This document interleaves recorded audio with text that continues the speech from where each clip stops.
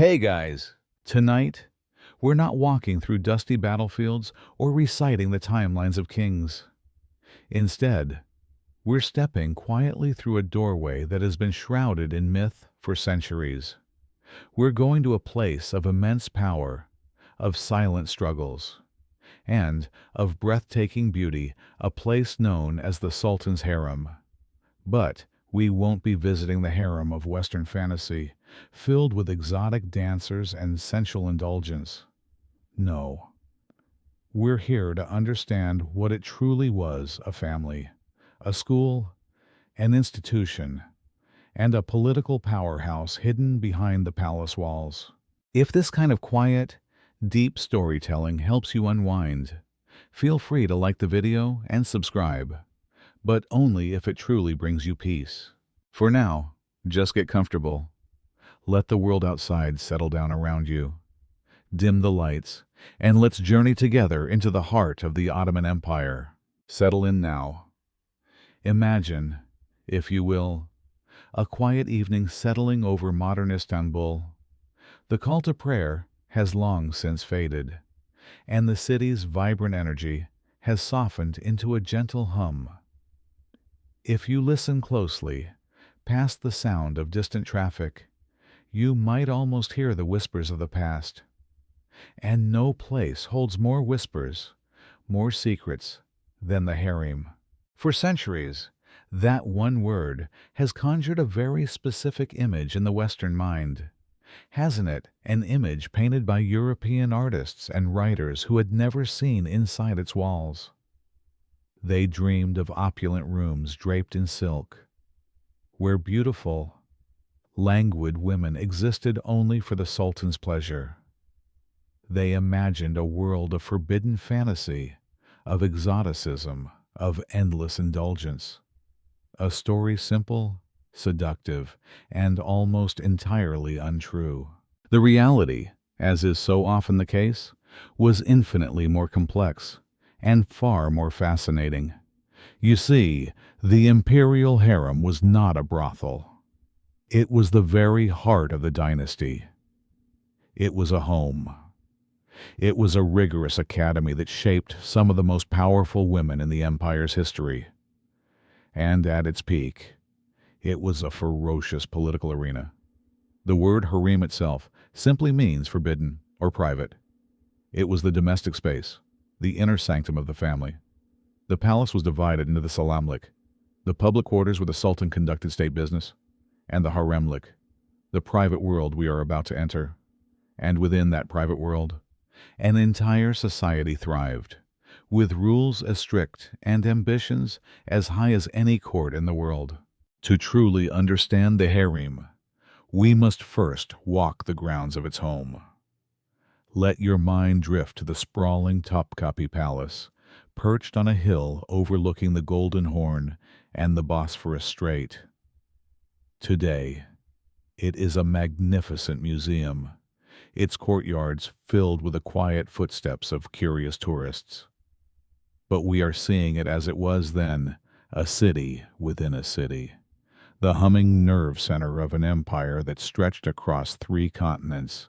Imagine yourself passing through the first great gate, the Imperial Gate, leaving the public city of Istanbul behind. You've entered the first courtyard, a semi-public space, bustling with officials and soldiers.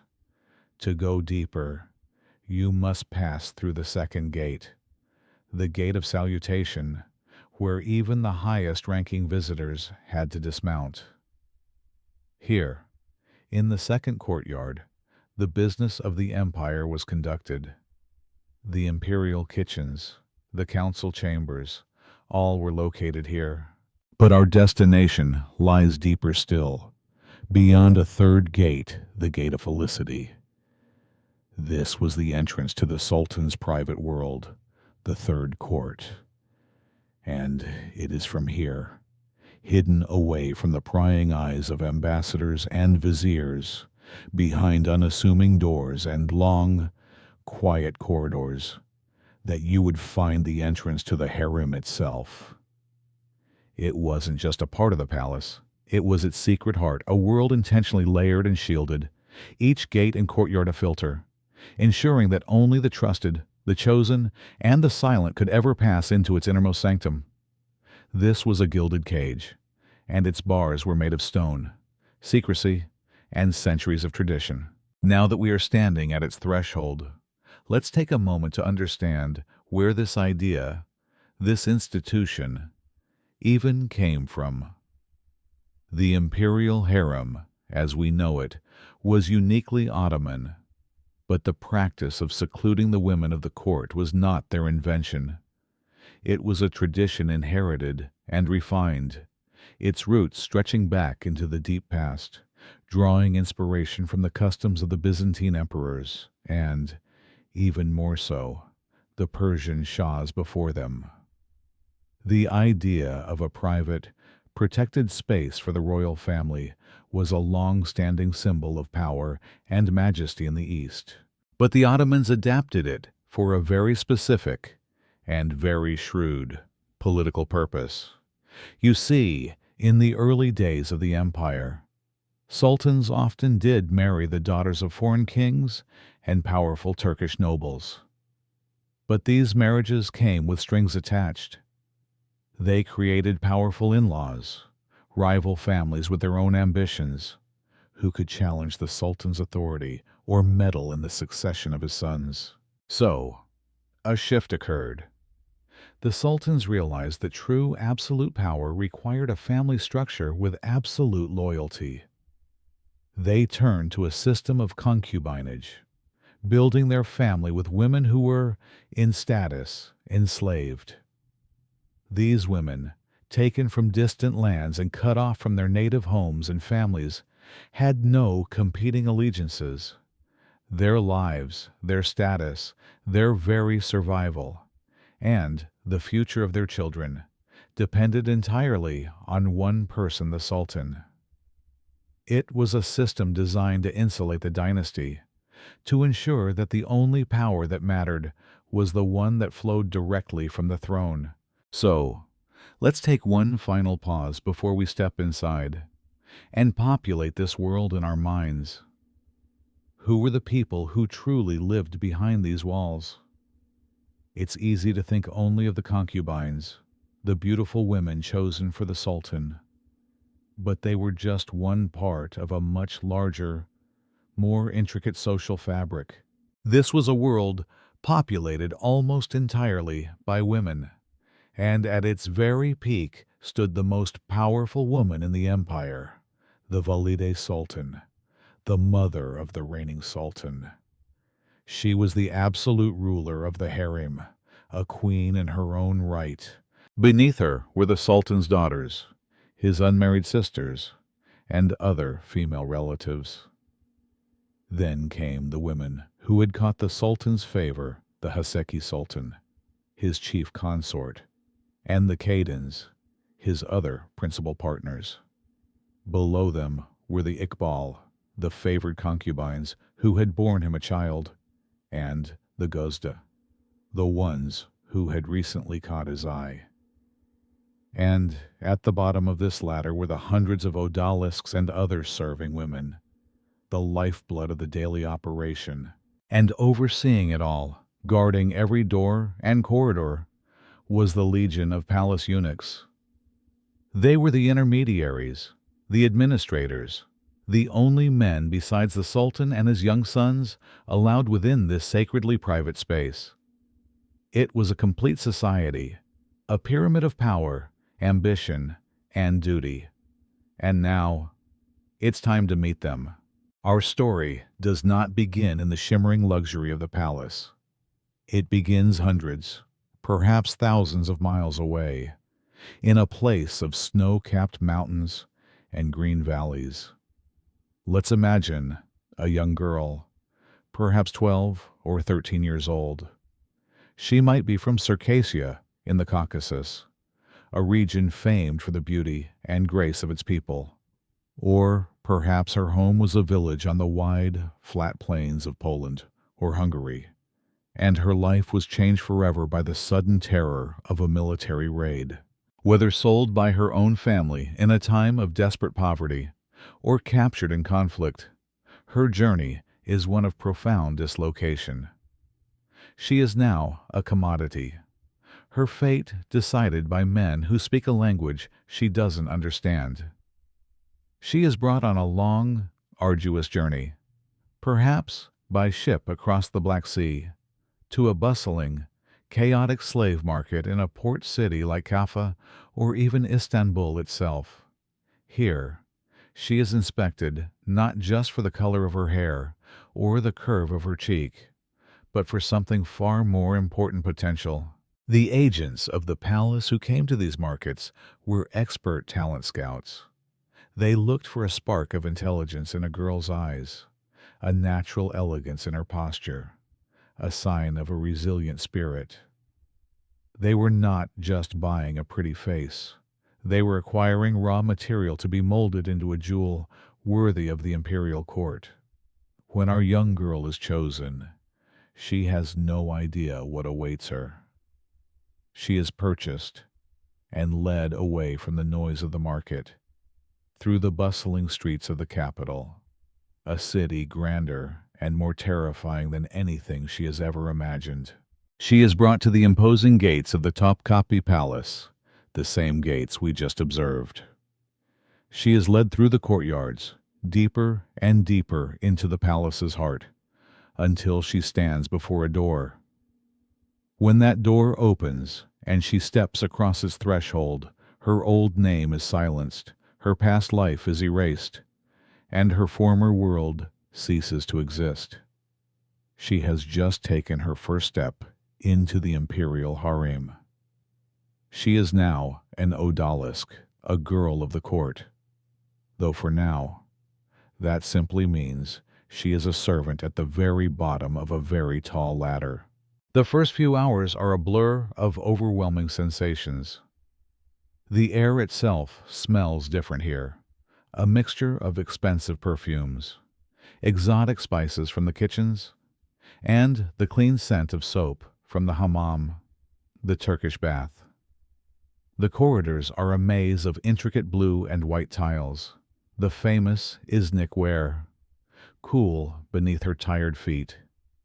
Sunlight filters through high, latticed windows, creating shifting patterns on the marble floors. It is a world of bewildering, suffocating beauty, designed to awe and intimidate. Her old, worn traveling clothes are taken from her. She is led to the hammam, where she is bathed by other women, her skin scrubbed clean of the grime of her long journey. This is more than just a bath. It is a ritual cleansing, a washing away of her previous identity. Once she is deemed clean, she is given new garments of fine linen and a new name. Her old name, the one her mother called her by, is never to be spoken again. Now she might be called Lalazar, Field of Tulips, or Sever. Jewel, a poetic name bestowed upon her by the senior women of the harem, marking her as a possession of the palace. A thorough medical examination follows, conducted by an experienced older woman or a female physician. They check her health, her teeth and her eyes, and confirm her virginity. This is a pragmatic, impersonal process. Her body is no longer her own. It is an asset of the Ottoman dynasty, and its condition is of paramount importance. Once this initiation is complete, she is assigned to the charge of a kalfa, a senior, experienced woman who acts as a governess and supervisor. The kalfa is now her master, her teacher, and her entire world. Our young girl, now known by her new palace name, is officially an ajemi, a novice. Her first duties are far from glamorous. She will not be lounging on silken cushions. She will be put to work, learning by doing. Her days are spent on menial tasks, sweeping floors, making beds, carrying trays of food, or assisting in the vast laundry. She might be assigned to the service of a higher-ranking woman, where her only job is to stand silently for hours, ready to fetch a glass of water or a shawl at a moment's notice. It is through this service that she begins to learn the most important lesson of the harem, the unspoken rules of hierarchy. She learns to listen more than she speaks, to observe everything. She quickly understands that power in this world is communicated not through loud commands, but through the subtle language of gesture and etiquette.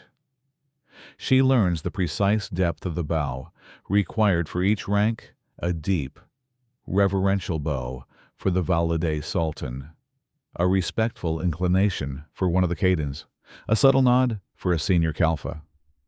She learns to lower her eyes, to make herself small and unseen when a prince, or on a rare and terrifying occasion, the sultan himself passes through the corridors. To misjudge one of these gestures, to make a sound at the wrong moment, could mean a harsh punishment and a setback that could take months to recover from. In this strange, isolated world, she finds small pockets of comfort. She forms tentative friendships with other novices, girls who share her native language, or who arrived around the same time she did. They share whispered stories of their old lives in the quiet of their shared sleeping quarters, a small act of rebellion against the system designed to erase their pasts. These bonds are a lifeline, a source of solidarity, but she also learns the sharp sting of rivalry. She sees how a compliment from a kalfa can breed envy, how a small mistake can be gleefully reported by another girl hoping to improve her own standing. She learns that while she may have friends, every other woman in the harem is also a potential competitor in the silent, lifelong race for status and security. And one day, she finally sees him. Perhaps it is just a glimpse of him walking in a secluded garden, surrounded by his most important officials and the silent Kislar Agassi. He seems impossibly distant, a figure of immense and untouchable power. In that moment, the entire purpose of this place crystallizes in her mind. Every lesson, every rule, every drop of sweat, and every silent tear, it all leads to him. He is the sun, and the entire harem is a solar system of bodies revolving around his light, all desperately hoping to catch some of his warmth. She understands, with a clarity that is both terrifying and thrilling, that her fate, her entire future, rests on the hope that one day he might notice her. Her initial training is over. She is no longer the lost child who entered these walls. She is an odalisque, a woman of the court, ready to begin her true education. Having survived the initial crucible of service and discipline, our young odalisque now enters the next stage of her transformation. Her life is no longer solely defined by menial chores, but by a rigorous and demanding education. You see, the harem was perhaps the most exclusive and effective finishing school in the entire world. Its purpose was to shape these young women into potential companions for the Sultan, and that required much more than just a pretty face.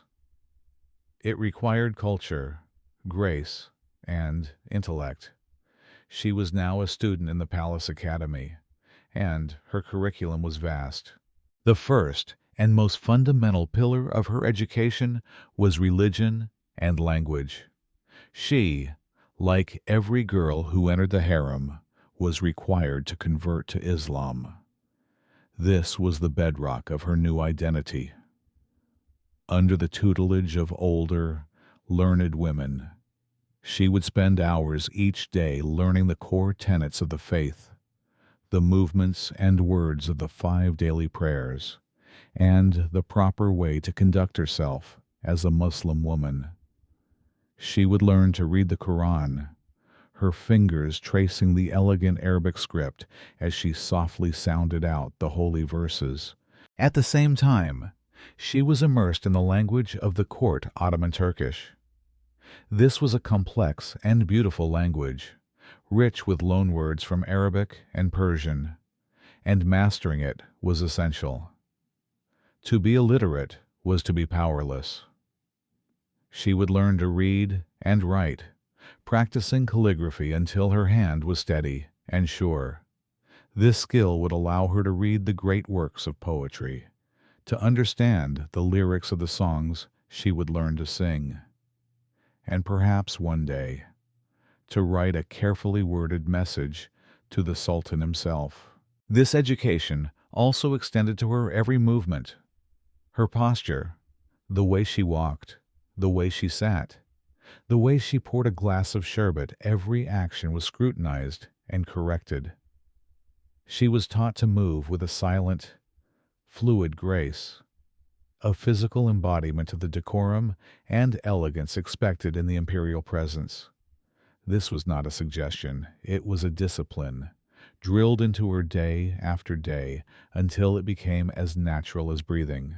Once the foundations of faith, language, and deportment were firmly in place, her education blossomed into the fine arts.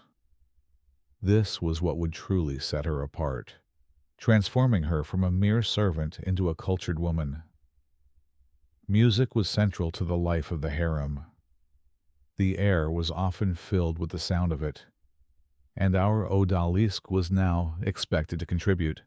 She would be taught to play a musical instrument, perhaps the soulful, resonant oud, the ancestor of the European lute, or the shimmering, complex kanun, a type of zither played on the lap. Or maybe she would learn the haunton, breathy notes of the ney, a reed flute whose sound was said to echo the soul's yearning for the divine. Alongside the instrumental lessons, she received vocal training. She learned the intricate system of melodies and scales known as makam, the heart of classical Ottoman music. Her voice, once used only for whispered conversations, was now being trained to navigate complex, emotional musical journeys, telling stories of love, loss, and devotion. She was also taught to dance. But again, we must set aside the Western fantasy of the seductive belly dancer. The dance of the harem was a far more refined and elegant art form. It was graceful, stylized, and often performed by groups of women in unison. It was about creating a vision of collective beauty and harmony, another form of sophisticated entertainment designed to please the eye and soothe the soul, not to provoke desire. Beyond performance, her mind was cultivated. She was introduced to the vast ocean of Persian and Turkish literature, listening to and learning the epic poems of Ferdowsi and the romantic verses of Hafez and Rumi. The ability to understand the complex metaphors and allusions in these works, and perhaps even to recite them from memory, was a mark of true sophistication. It was a skill that could capture the attention of a prince, or even a sultan, far more effectively than a simple dance. This was an education designed to create a complete person, a woman who was not only graceful and beautiful, but also a worthy intellectual and artistic companion.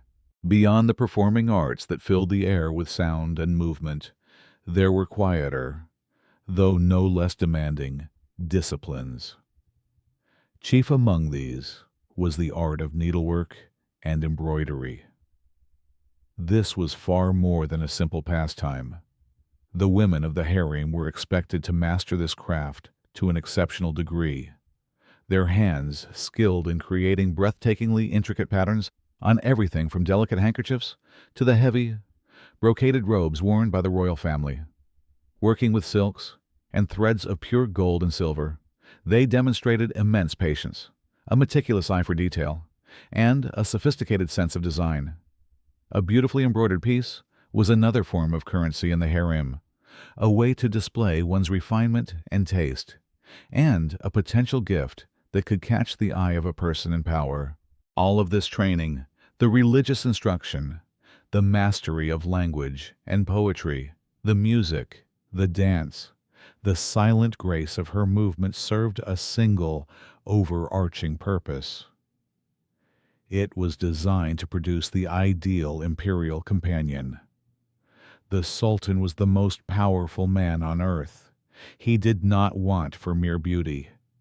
He required a companion who could soothe him with music after a long day in council, challenge him with a line of poetry, or engage him in a witty and intelligent conversation. This education was the system through which the harem produced women of this caliber.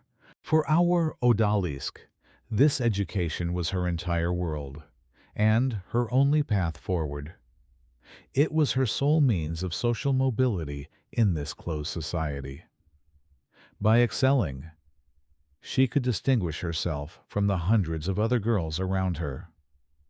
By mastering the oud or perfecting her calligraphy, she could earn the favor of her teachers and the notice of the Valide Sultan. This was her audition, a continuous performance that lasted for years. The frightened girl who was sold into this world is now truly gone. In her place stands a young woman of culture and accomplishment, poised and polished. She has been given all the tools she needs to succeed. Now, all she can do is practice, wait, and hope for the chance to use them. Our young Odalisk, now polished and educated, exists within a world that is governed by one of the strictest and most intricate social hierarchies ever devised. The harem was not a commune of equals. It was a rigid pyramid, where every single person had a precise rank, a defined salary, and a clear set of privileges and responsibilities. To navigate this world was to understand this pyramid, and, at its very apex, casting a shadow of influence over the entire empire, sat one woman, the Valide Sultan. The Valide Sultan, which translates to Mother Sultan, was the mother of the reigning sultan. This position was the ultimate prize for a woman of the harem, the highest honor she could ever achieve. But it was a prize won only through a lifetime of patience, strategy, and sheer luck. Before her son ascended the throne, she was simply one of his father's consorts. She might have been a favorite Khaden or even a powerful Haseki Sultan, but her true power remained dormant, contingent on her son's survival and succession. The moment her son became the Sultan, her status transformed overnight. She moved from her own quarters into the lavish apartments of the Valide Sultan, and a grand procession, the Valide Alayi, would celebrate her ceremonial move into the Topkapi Palace if she had been living elsewhere. From that moment on, she was the absolute ruler of the harem. Her authority within these walls was second only to the Sultan himself. She was the matriarch of the dynasty. She managed the harem's immense daily operations and its considerable budget. She oversaw the education of every Odalisk, the promotions of the Khalifas, and the discipline of every resident. It was the Valide Sultan who traditionally chose which concubines would be presented to her son, giving her immense control over the future of the dynasty. Her word was law, and her displeasure was a terrifying prospect for everyone, from the lowest-ranking servant girl to the most ambitious pasha out in the wider court. The Valide Sultan's influence, however, flowed far beyond the walls of the harem. Her role as the Sultan's mother gave her a unique and powerful position in the political sphere. She was his closest and most trusted confidant, one of the very few people who could offer him candid advice without fear of execution, while viziers and generals had to navigate complex court protocol. The Valide Sultan had the unfiltered ear of the most powerful man in the world, often discussing matters of state with him in the privacy of her chambers. Her influence was felt in the appointment of high-ranking officials, the strategic direction of military campaigns, and the delicate dance of international diplomacy. This political power became most pronounced during the era that would later be known as the Sultanate of Women. During this period, when a series of young or incompetent sultans took the throne, their mothers, the Valide Sultans, effectively ruled the empire as unofficial regents. They would receive foreign ambassadors, correspond with other world leaders, and attend meetings of the Imperial Council from behind a screen, their whispers guiding the decisions of the Grand Vizier. Her power was also built on a foundation of immense personal wealth. The Valide Sultan commanded a vast income derived from a huge state-sponsored stipend and revenue from lands known as pasmaklik, or slipper money. This financial independence allowed her to act as a major political player in her own right. She used these funds to become one of the greatest public patrons in the empire's history. The magnificent mosques, sturdy bridges, charitable soup kitchens, and public hospitals commissioned by powerful Valide sultans were not just acts of piety. They were tangible projections of their power and influence, stamping their legacy onto the very skyline of Istanbul and earning them the loyalty and affection of the common people. To be the Valide Sultan was to command a court within the court. Her personal household was immense, a vast retinue of ladies-in-waiting, servants, and administrative staff that numbered in the hundreds. At the head of her staff was her chief stewardess, the Kethuda Kadin, herself a powerful and influential figure who acted as the Valide's deputy. The Valide had her own private treasury, her own scribes, and her own agents who kept her informed of the political currents flowing through the capital. Her private apartments were among the most magnificent in the entire palace, a sprawling suite of rooms exquisitely decorated with the finest tiles, woodwork, and textiles, serving as a physical representation of her supreme status. Her daily life was not one of idle luxury, but of relentless work. Her mornings might be spent receiving reports from her staff on the running of the harem, approving expenses, or resolving disputes. Her afternoons could be dedicated to meetings with her son, the Sultan, discussing the most pressing matters of the empire. Her evenings might be spent dictating letters to architects and administrators, overseeing the progress of the Grand Mosque or hospital being built in her name. She was the CEO of a massive and complex organization, a politician, and a stateswoman. But for all her immense power, her position was ultimately temporary, tied directly to the life of her son. The day the Sultan died, her reign as Valide ended. As the new Sultan took the throne, his mother would ascend to become the new Valide Sultan. The former queen of the empire would then retire, often to the old palace, the Eski Saray, to live out the remainder of her days in quiet dignity, her time in the sun having passed. She was the ultimate symbol of the harem's potential, a journey from enslaved girl to the most powerful woman in the land. She was proof that within this gilded cage, a woman with intelligence, ambition, and a fortunate son could rise to rule an empire. Now that we understand the absolute power wielded by the Valide Sultan at the top of the pyramid, let's return to our young odalisk at the bottom. For her, the Valide's position is as distant as the moon. Her entire focus, her every waking moment, is consumed by a much more immediate and seemingly impossible goal, getting noticed by the one person who matters. In a world of hundreds of beautiful, talented, and ambitious young women, how does one catch the eye of the Sultan? It rarely happened by pure chance. A girl couldn't simply position herself in a corridor and hope for the best. The process was carefully managed by the Harem's senior command, the Valide Sultan, and her trusted Kalfas. They were the eternal talent scouts, constantly observing the ranks of odalisks. They noted the girl with the most beautiful singing voice, the one who danced with the most exceptional grace, the one whose mind was sharpest in poetry lessons. They were cultivating a pool of potential candidates, ready for the opportune moment.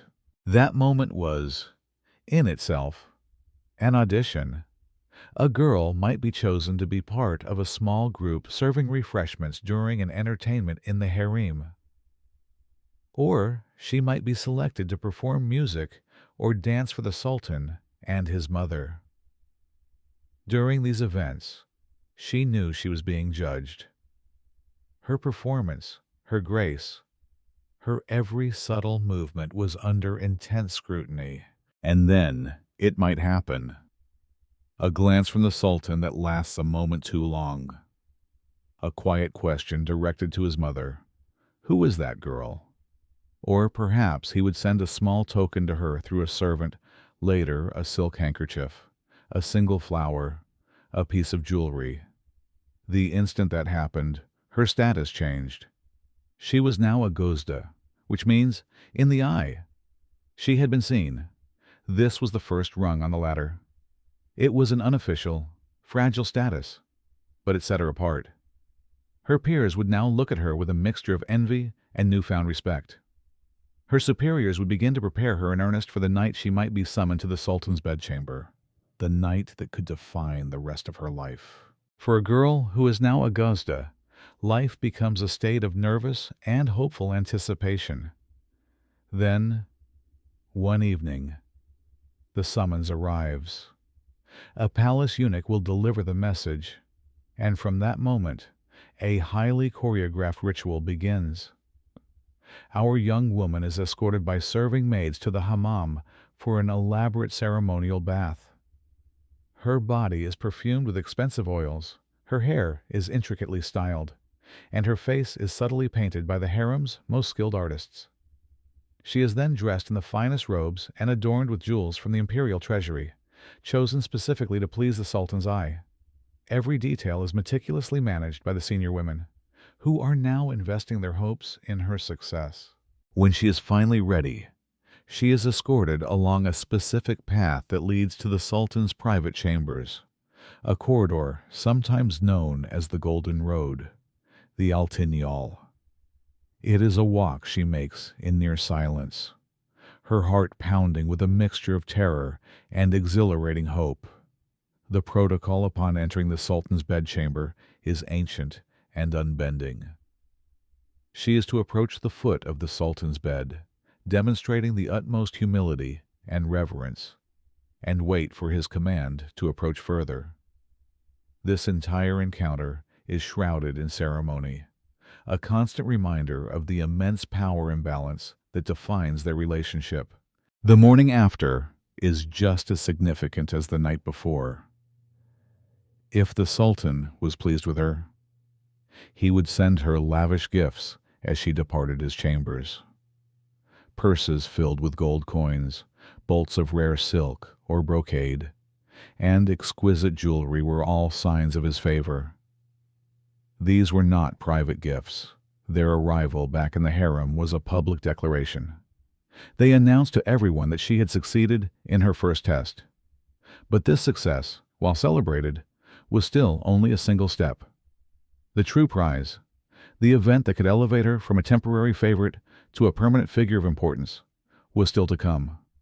The entire harem, from her rivals to her patrons, would now be watching and waiting for one thing, a sign that she was pregnant.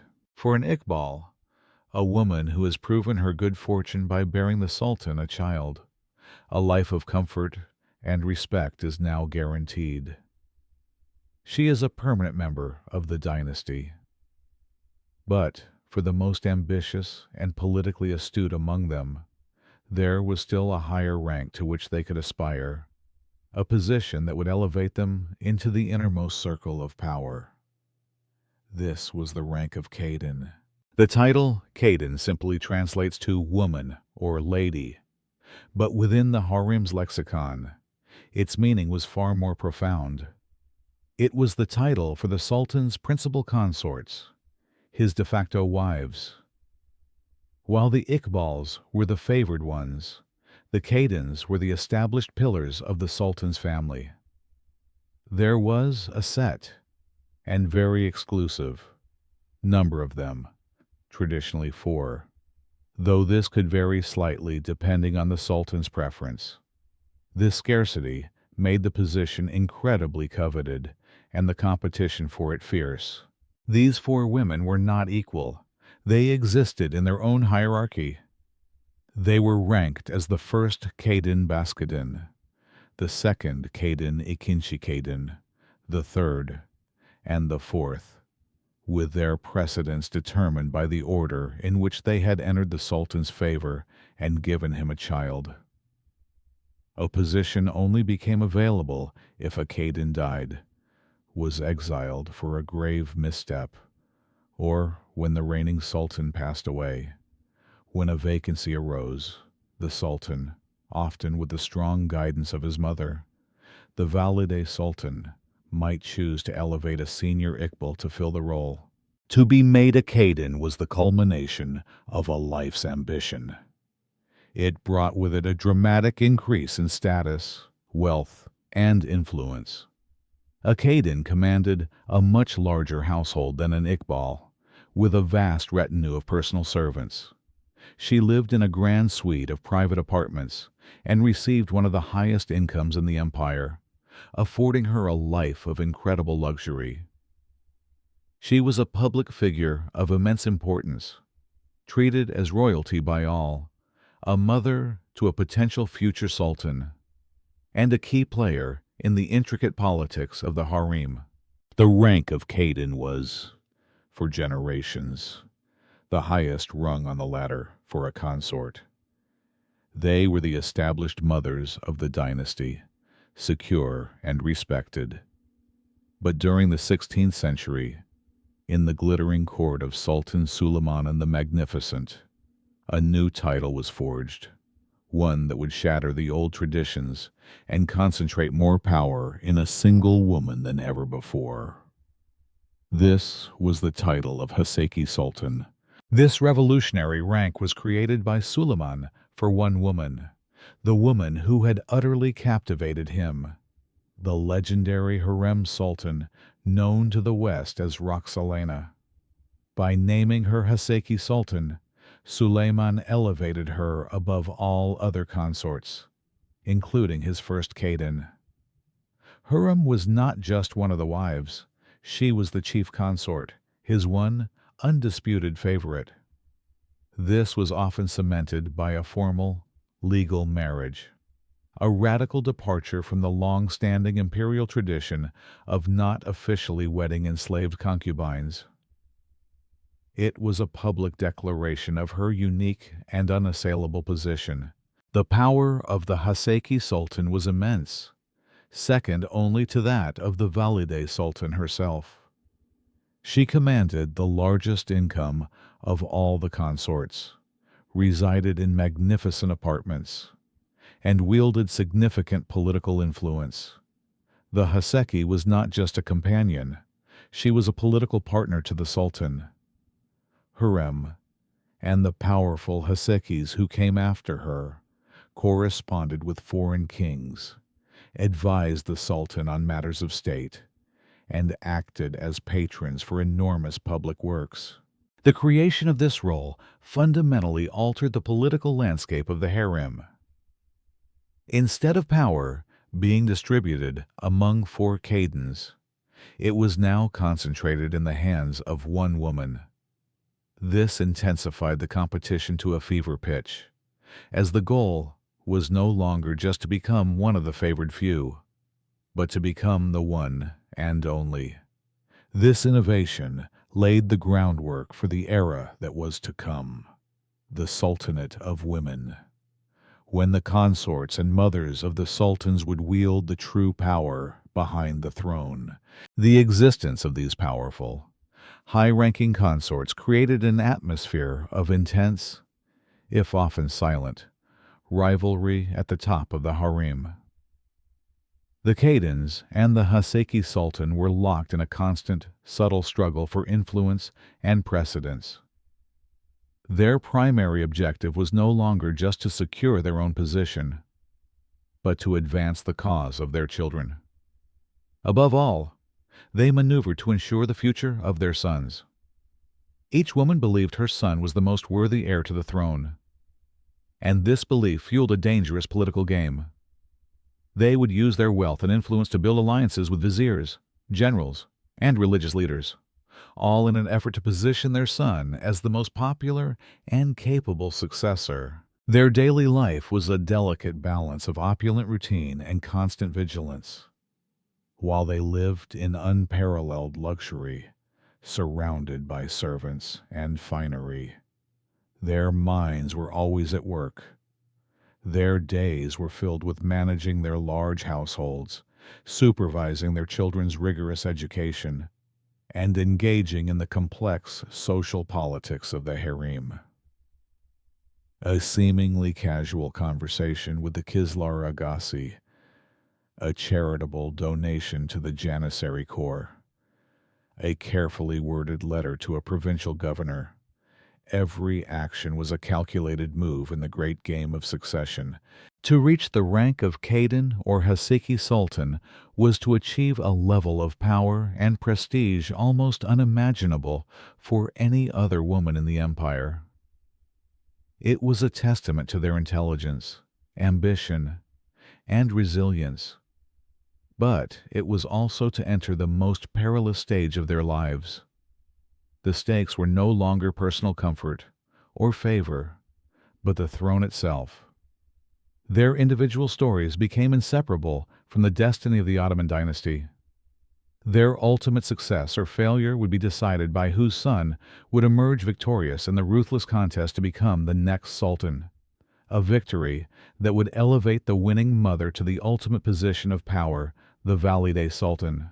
Every system has rules, and every so often, a person comes along who breaks them all. In the world of the imperial harem, that person was Harem Sultan. Her story is the ultimate testament to the power of personality and political genius. A journey from anonymous slave girl to one of the most powerful women in the history of the Ottoman Empire. She did not just climb the ladder of power, she rebuilt it. Her life began far from the splendor of Istanbul, around the year 1502 in Ruthenia, a territory that was then part of the Kingdom of Poland, in what is now modern-day Ukraine. Believed to have been born Alexandra Lisowska, the daughter of an Orthodox priest. Her childhood was shattered when she was captured by Tatar slave raiders. Like so many others, she was forcibly taken from her home and transported to the slave markets, eventually being selected for the imperial harem in Istanbul.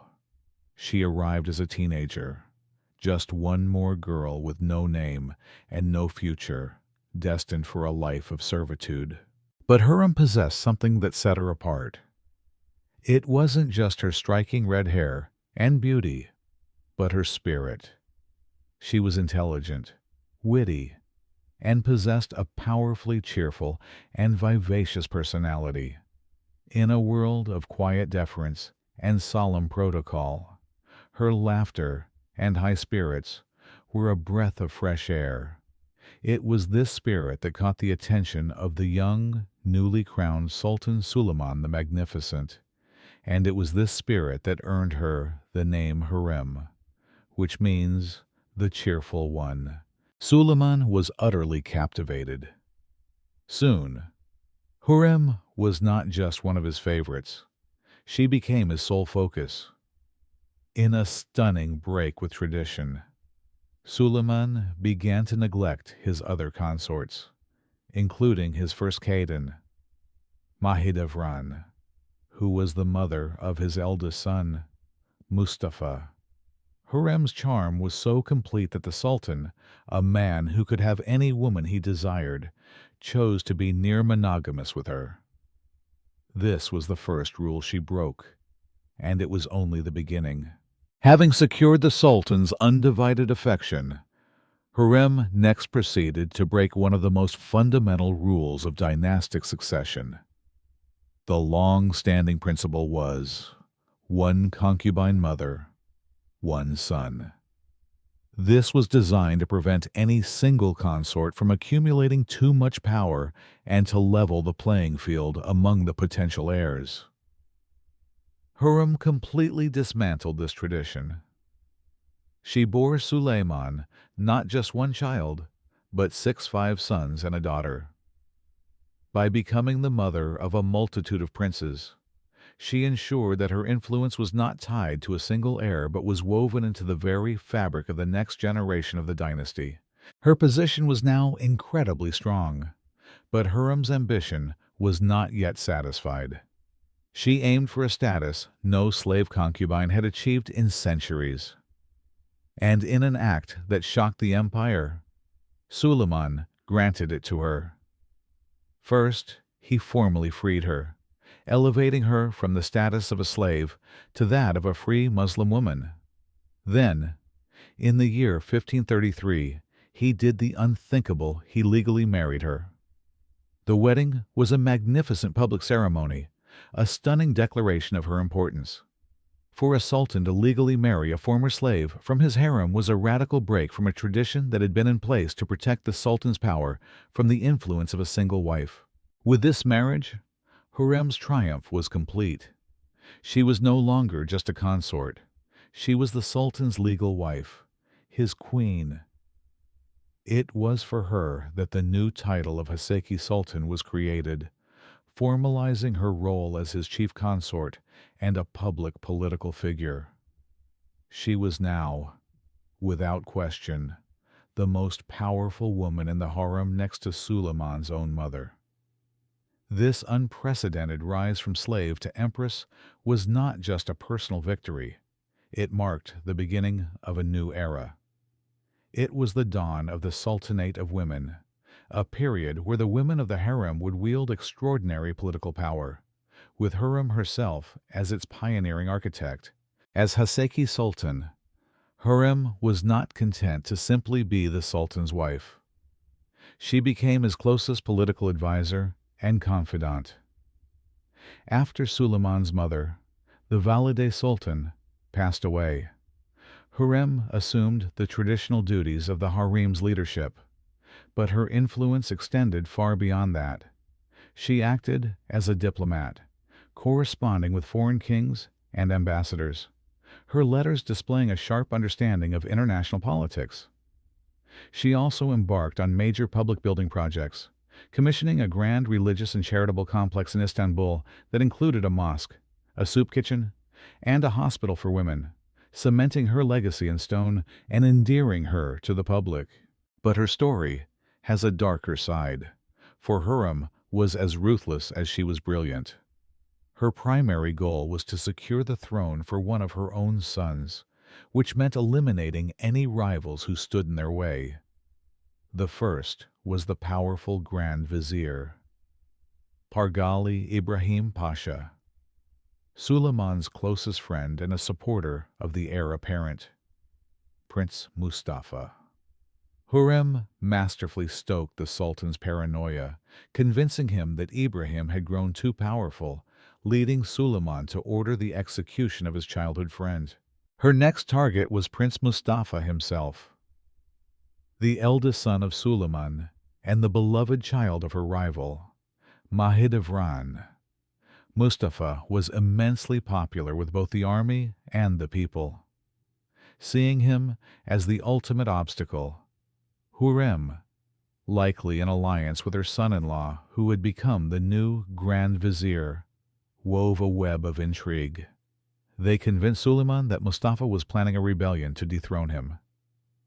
In a tragic and pivotal moment in his reign, a grief-stricken Suleiman summoned Mustafa to his tent during a military campaign and had his own son strangled. With her rivals eliminated, the path was now clear for one of her own sons to succeed to the throne.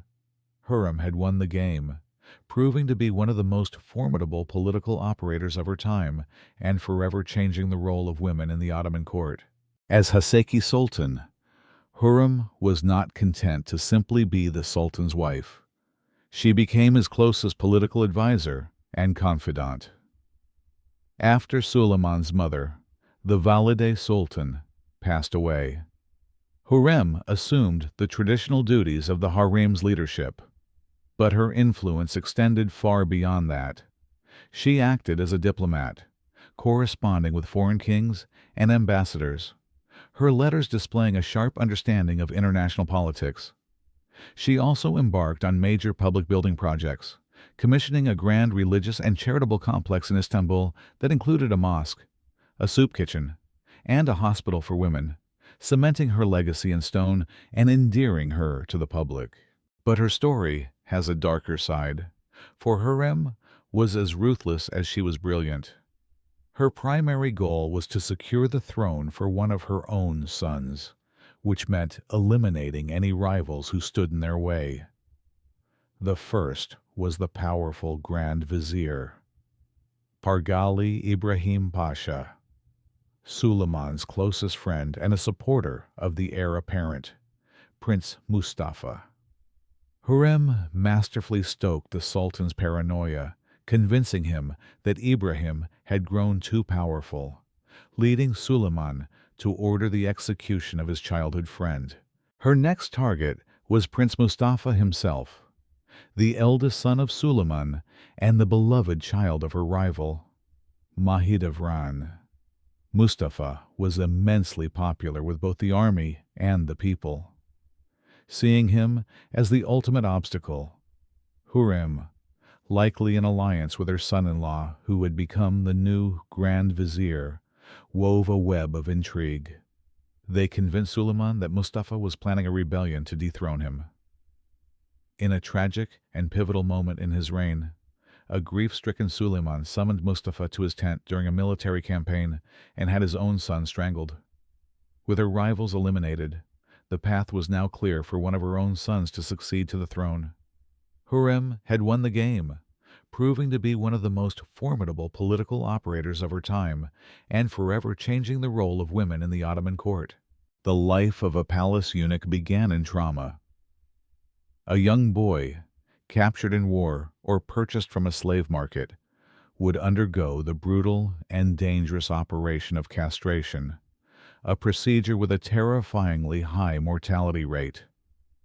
Those who survived were brought to the palace to begin a new life, one defined by discipline and education. Just like the women of the harem, the eunuchs entered a formal schooling system. They were taught to read and write, studied the Quran, Islamic law, and literature, and were drilled in the complex etiquette of the court. They were being trained to be sophisticated administrators, not just simple guards. They had their own rigid hierarchy and a clear path for promotion.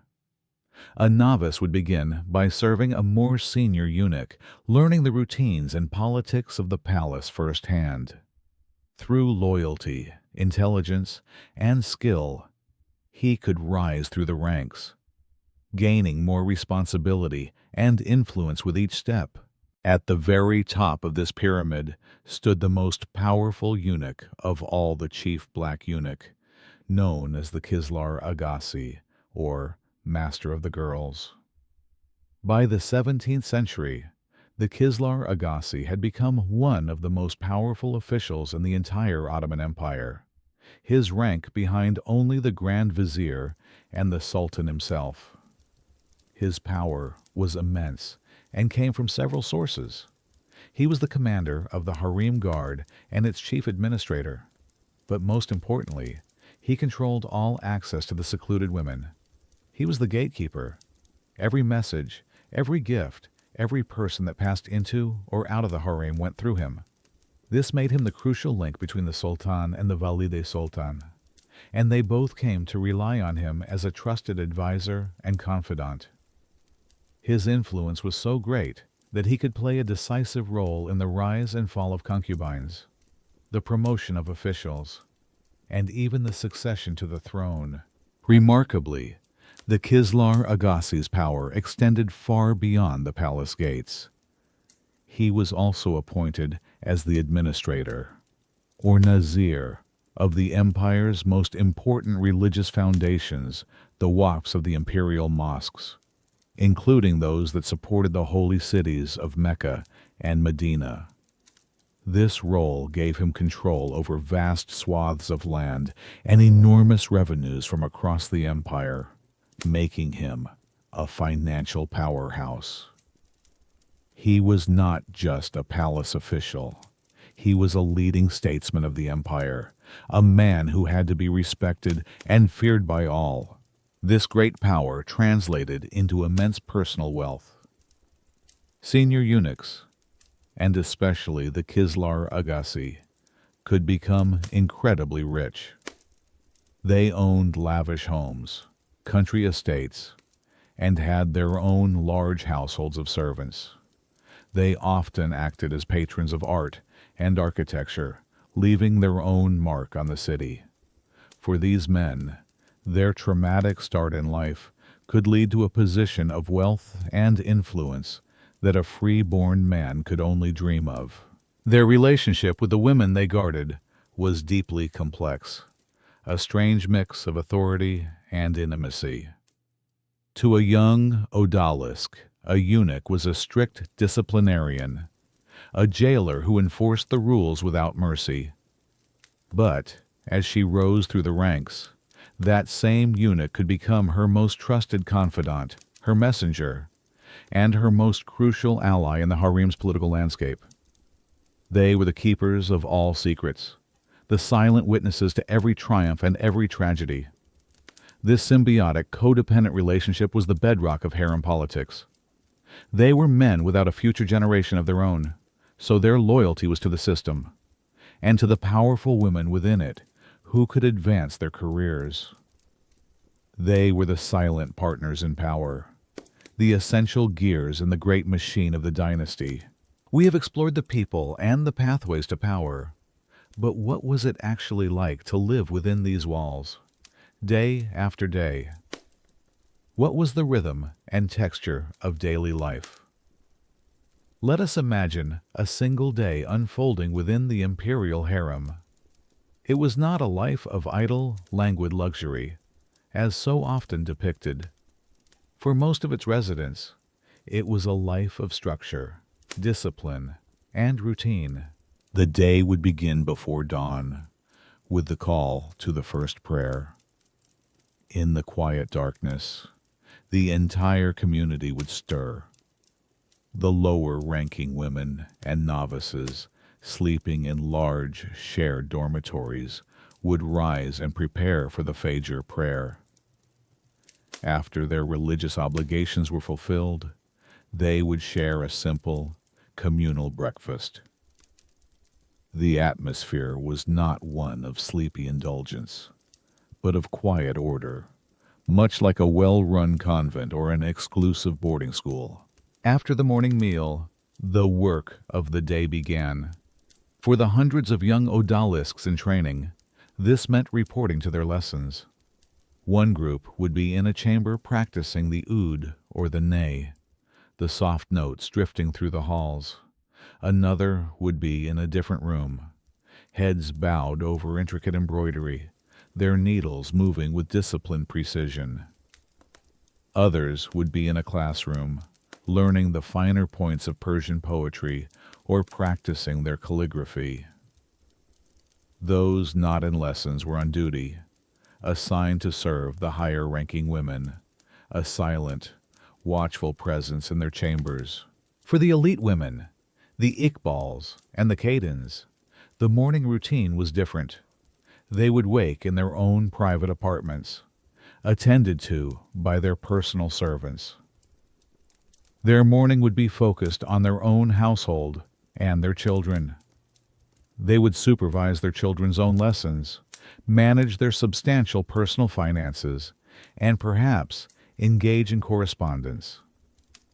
Theirs was the life of a high-ranking lady, managing a large and complex household, their duties reflecting their elevated status within the dynastic family. As the day progressed, the routine continued. The midday meal was another structured affair, another reflection of the harem's strict hierarchy. The hundreds of novices and lower-ranking odalisques would eat together in a large hall, their meal simple but plentiful. The senior women, meanwhile, would dine in the comfort of their private apartments, their meals far more elaborate, served on fine porcelain by their personal maids. The quality of one's food was a direct indicator of one's status. The afternoons often brought more lessons or service duties, but this was also the time for leisure and recreation. This was when the social life of the harem truly came alive. Women would gather in the sun-dappled courtyards or in one of the beautifully appointed common rooms. They would talk, sharing news and gossip, the vital currency of information in this closed world. They played board games like chess and backgammon to pass the hours, their quiet concentration a stark contrast to the political intrigue that often lay beneath the surface of their conversations. One of the most important centers of social life was the hammam, the Turkish bath. This was far more than just a place to get clean. The harem's bathhouse was a luxurious, steam-filled sanctuary, a place where the women could truly relax their guard. Here, attended by servants, they would spend hours bathing, receiving massages, and socializing freely away from the strictures of daily protocol. It was the harem's private spa and social club, a place of warmth, community, and feminine intimacy. Throughout the day, they would enjoy refreshments prepared by the legendary palace kitchens. These kitchens were a massive industrial operation, tasked with feeding the thousands of residents of the palace. The women of the harem would enjoy sweet, cool sherbets in a variety of fruit flavors, and later, in the empire's history, the rich, dark coffee that became a staple of Ottoman life. And of course, there was an endless supply of confectionery, from honey-drenched pastries to the delicate, powdered cubes of lokum, or Turkish delight. As dusk settled over the palace, the pace of the day would soften. After the evening meal, the harem would transform into a center for entertainment. This was the moment when the women's artistic training would be put on display. On a typical evening, a small concert might be held, with odalisques playing music or singing for the enjoyment of the higher-ranking ladies. A professional storyteller might be brought in to recount tales from the Shahnameh or the Arabian Nights, her voice captivating the audience in the lamplight. These entertainments would become far more elaborate if the Sultan decided to spend his evening in the harem. When he was present, the atmosphere became electric. The finest musicians and dancers would perform, each one hoping their talent might catch his attention.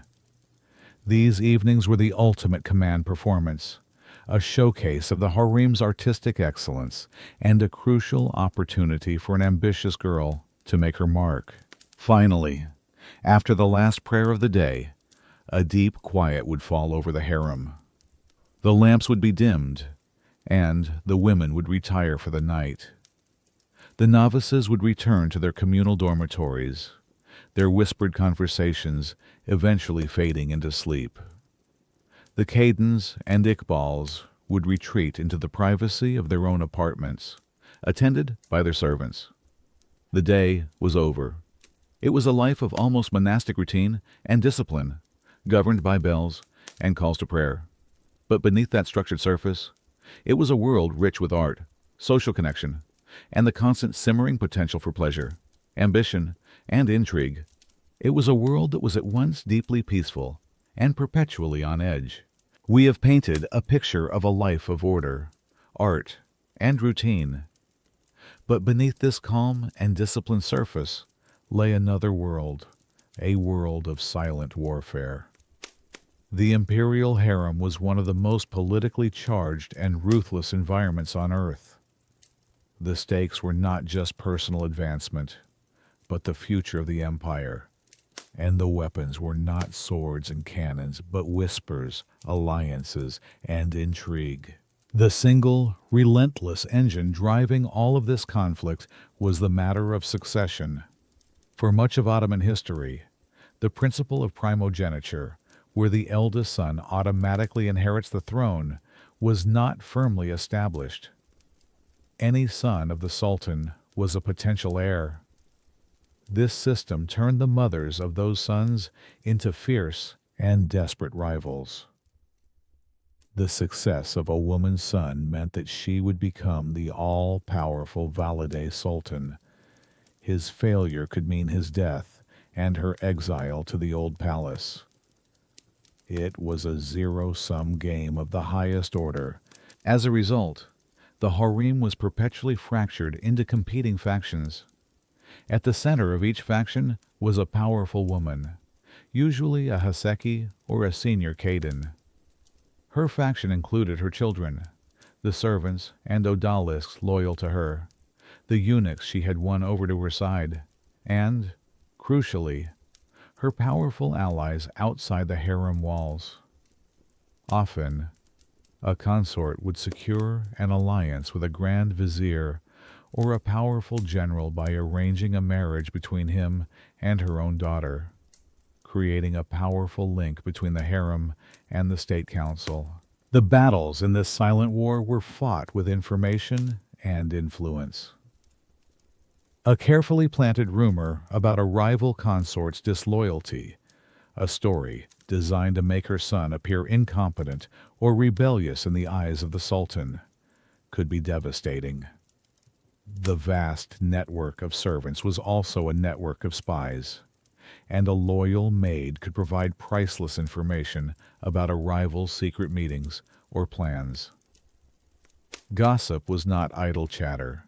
It was intelligence gathering, and control over the flow of information was the key to victory. In this silent war, alliances were everything.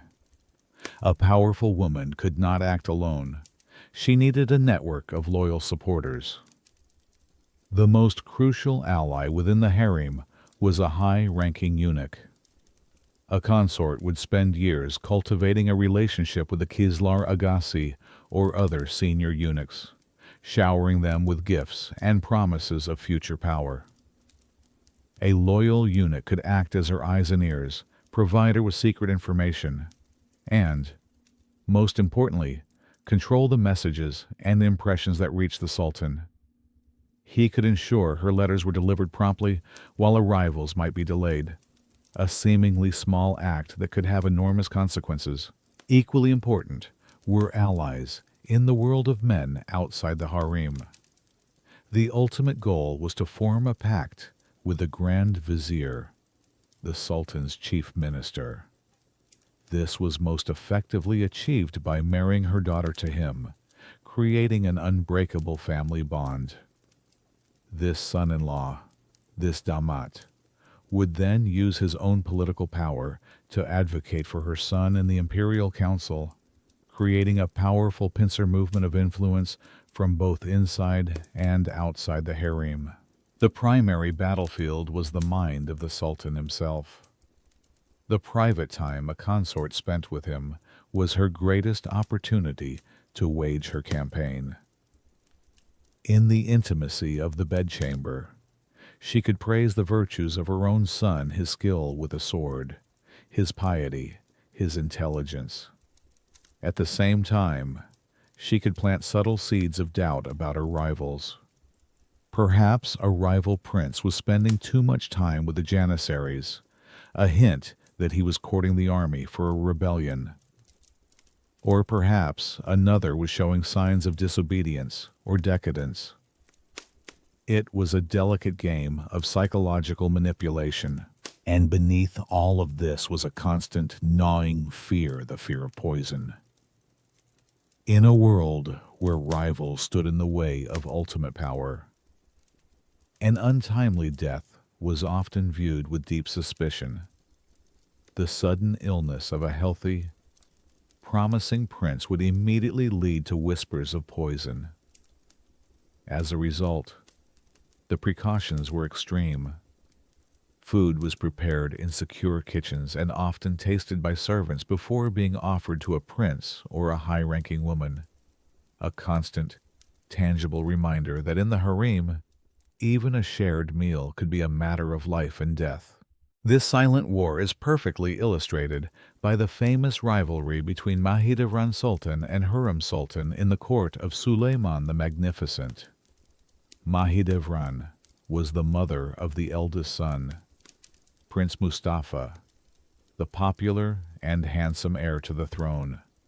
By all traditional rights, she held the superior position. But Harem, the force of nature who had captured the Sultan's heart, played the game with superior skill. She used her unparalleled access to the Sultan to slowly isolate Mahidevran, winning his affection so completely that Mahidevran became a stranger to him.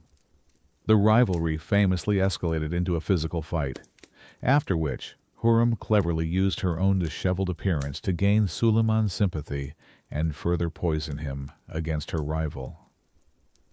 Ultimately, Mahidevran was sent away from the capital to accompany her son to his provincial post, a political exile that left Harem as the undisputed mistress of the Sultan's court in Istanbul. This case shows the ultimate goal of these intrigues not just to gain an edge, but to completely neutralize and remove one's rivals. The most successful players, like Harem, managed to convince the Sultan that their rival sons were a threat to his own life and throne. The tragic result, repeated several times throughout Ottoman history, would be the Sultan ordering the execution of his own son to quell a supposed rebellion. Once the rival prince was dead, his mother would be stripped of her status and wealth, and sent to live out her days in the sorrowful exile of the old palace. Her game finished forever. So you see, the daily life of routine and art that we described earlier was merely the stage.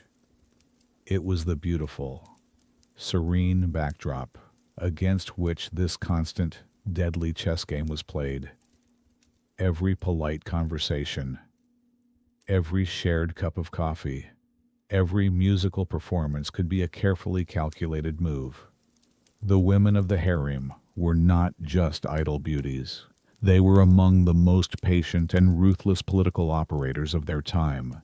And the prize they were fighting for was the grandest on earth, the Ottoman Empire itself. The intricate political games and the unprecedented rise of Harem Sultan were not an isolated phenomenon. They were the beginning of a remarkable and unique period in Ottoman history, an era of about 130 years known as the Sultanate of Women, or Kadınlar Saltanati in Turkish. This was a time when the most powerful and influential people in the empire were not the viziers or generals, but the women of the imperial harem. The Haseki sultans and, most powerfully, the Valide sultans effectively governed the state, shaping its policies, commanding its armies, and defining its future. This era of female rule was not planned. It arose from a perfect storm of circumstances. The first and most important catalyst was Harem herself. By shattering tradition and establishing the powerful role of the Haseki Sultan, she created a blueprint for female power that had never existed before. She proved that a woman could be the Sultan's political partner, not just his consort.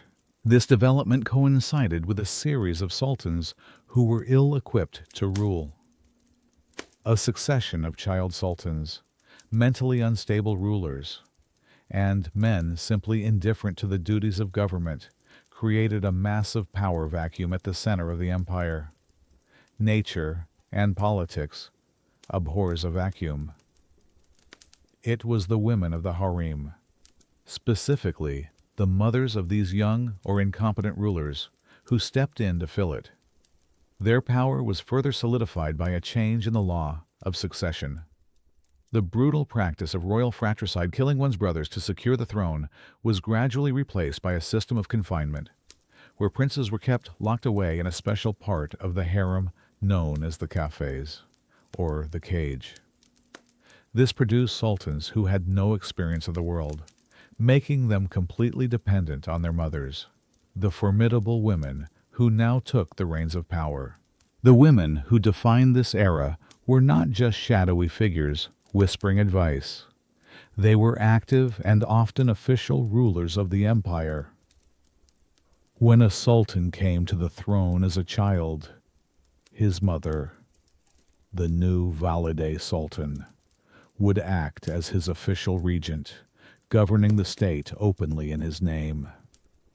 She would form a powerful political partnership with the Grand Vizier, often a man she herself had appointed to the position to run the daily affairs of the government. These powerful Valide sultans would even participate in the meetings of the Imperial Council, the Divan. While protocol forbade them from sitting in the chamber with the men, they would listen to the deliberations from a latticed window in a nearby room. From this hidden vantage point, they would send their commands and opinions to the viziers via a eunuch, their unseen presence dominating the proceedings. To foreign ambassadors, it was no secret who held the real power. They knew that to secure a treaty or a trade deal, they needed the favor of the Sultan's mother. The great Valide sultans corresponded directly with other European rulers, such as Catherine de' Medici of France and Queen Elizabeth I of England, their letters showing a masterful grasp of diplomacy. This era was defined by a succession of truly formidable women. After Harem laid the foundation, there was the intelligent Nurbanu Sultan, who guided the empire alongside her son, Murad III. She was followed by the equally cunning Safi Sultan, who continued to wield enormous influence even after her son was a grown man. But the apex of the Sultanate of women, the woman who embodied its power more than any other, was the legendary Kosum Sultan. She would serve as regent for two of her sons and would remain the dominant political force in the empire for decades. Her story, one of staggering ambition and ultimate tragedy. These women were not placeholders. They were sovereigns, in all but name, their legacy stamped in the grand mosques and charities they built, and in the political history of the empire they commanded. However, this period of female rule is a complex and often criticized part of Ottoman history. While these women were often brilliant political operators, their reign was associated with significant problems. Their reliance on a network of loyal supporters often led to rampant corruption and nepotism. High offices were sold to the highest bidder, and incompetent favorites were appointed to crucial positions, weakening the state administration. The constant intrigue and factional battles within the harem frequently spilled out into the government, leading to political paralysis and the rapid turnover of grand viziers, which created chronic instability.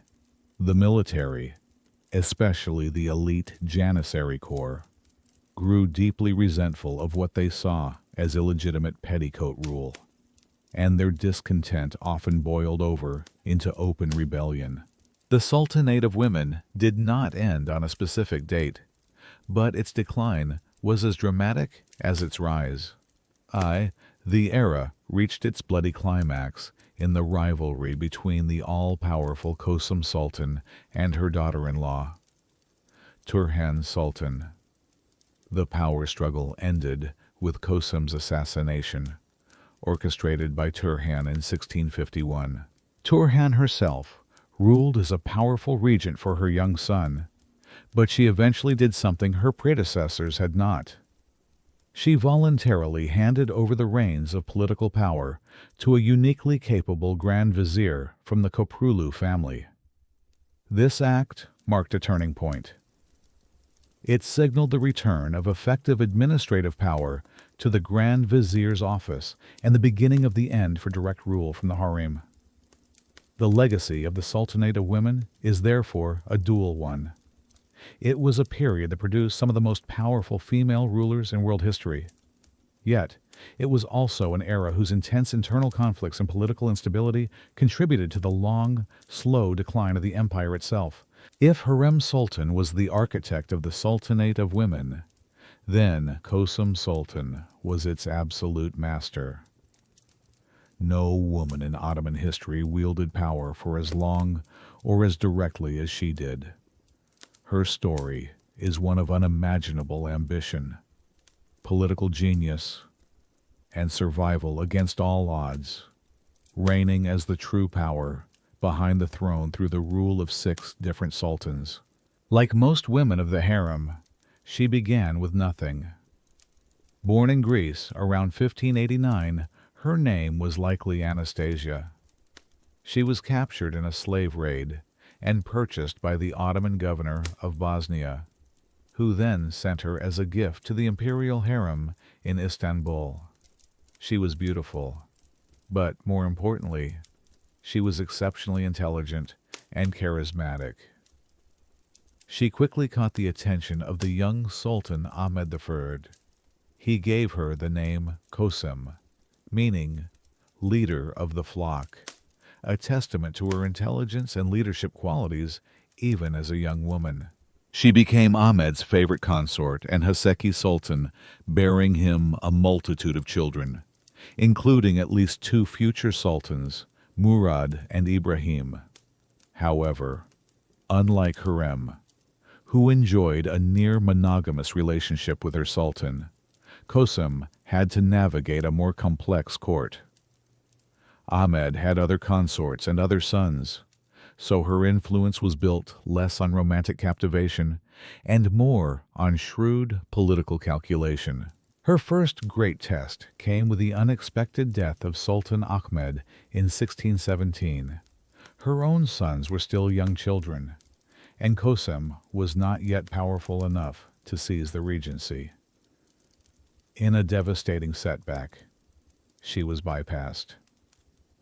Instead of becoming the Valide Sultan, she was sent to the Old Palace, the traditional place of retirement for the consorts of dead sultans.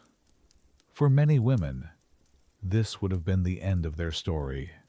But for Kosem, this was merely an intermission. From the Old Palace, she spent years waiting, watching, and weaving a network of alliances, biding her time until the moment to return was right. Her moment finally came in 1623, after a period of instability and the reign of 2 other sultans. Her own son, Murad IV, was placed upon the throne. He was only 11 years old. Kosem was triumphantly recalled from the Old Palace, not just as the Valide Sultan, but as the official regent of the empire, the Naibi Sultanate. For the first time, a woman's role as the empire's true ruler was formally and publicly recognized. For nearly a decade, Kosem Sultan held the fate of the empire in her hands. She ruled with formidable skill. She would attend the meetings of the Imperial Council from behind the famous curtain, directing the policies of her hand-picked Grand Viziers. She managed the state's troubled finances, negotiated with foreign powers, and ruthlessly crushed internal rebellions. She was a constant and commanding presence, known for her sharp political instincts and her decisive leadership during a time of crisis. She was, for all intents and purposes, the emperor. However, when her son Murad IV came of age, he proved to be a strong, authoritarian, and brutal ruler in his own right. He was determined to rule alone. He forbade his mother from participating in politics and stripped her of her regency, effectively forcing her into a second, albeit more comfortable, retirement within the palace walls. While Murad ruled with an iron fist, Kosem once again played the long game. She maintained her vast network of spies and allies, and though officially powerless, she remained an influential figure whom even the fearsome Murad would consult on important matters. She had tasted absolute power, and she was content to wait for another opportunity to wield it. That opportunity arrived when Murad died without an heir. The throne passed to Kosam's only remaining son, Ibrahim. Having spent his entire life in the terror and isolation of the cafes, Ibrahim was deeply mentally unstable and utterly incapable of ruling. And so, for a second time, Kosem stepped forward to govern the empire, ruling through her damaged son. But Ibrahim's increasingly erratic and decadent behavior made him a liability. When he began to challenge her authority, Kosem made a decision of breathtaking ruthlessness. She sanctioned a coup. In 1648, she consented to have her own son deposed and executed, placing his 7-year-old child, her grandson, Mehmed IV, on the throne. This should have been the moment for the boy's mother, Turhan Sultan, to become regent. But Kosem, now the grandmother and senior valide, had no intention of relinquishing power. She sidelined the young and inexperienced Turhan and declared herself regent for a third time. This set the stage for the final, deadly power struggle in the harem. The palace was split into two factions, those loyal to the old, all-powerful grandmother, Kosem, and those loyal to the new, ambitious mother, Turhan. Fearing her grip on power was slipping, Kosem planned one last coup to depose her young grandson and replace him with another prince whose mother was more pliable. But her plot was discovered by Turhan, acting with a decisiveness that would have made Kosem proud. Turhan's supporters stormed the harem in the middle of the night to end the threat once and for all. They found Kosem, the woman who had ruled an empire for nearly 30 years, hiding in a small cupboard. She was dragged out and strangled, allegedly with a curtain. The most powerful woman in Ottoman history died a brutal, ignominious death, a shocking end that marked the true, bloody climax of the Sultanate of Women. Beyond the ruthless politics and the silent wars of succession, the women of the imperial harem wielded another, more lasting form of power, the power of patronage. The great Haseki sultans and valide sultans of this era were not just political players. They were among the most significant patrons of art, architecture, and public charity in Ottoman history. While their political maneuvers were often fleeting, the grand mosques, hospitals, and fountains they built became a permanent part of the empire's landscape, a physical testament to their piety and influence. This tradition of imperial female patronage was driven by several motivations. First and foremost, it was an expression of religious devotion. For any wealthy Muslim, funding charitable works, known as waqf, was a sacred duty and a way of securing blessings in the afterlife. Building a mosque for the community or a soup kitchen to feed the poor was a profound act of piety. But it was also a powerful political statement. In a world where women were largely excluded from the public sphere, commissioning a massive architectural complex was a way for them to project their power and prestige into the male world. A grand mosque bearing a valide sultan's name, visible from across the city, was an undeniable symbol of her status and wealth, a way to rival the legacy of the male pashas and even the sultan himself. Furthermore, these projects served a very real social purpose.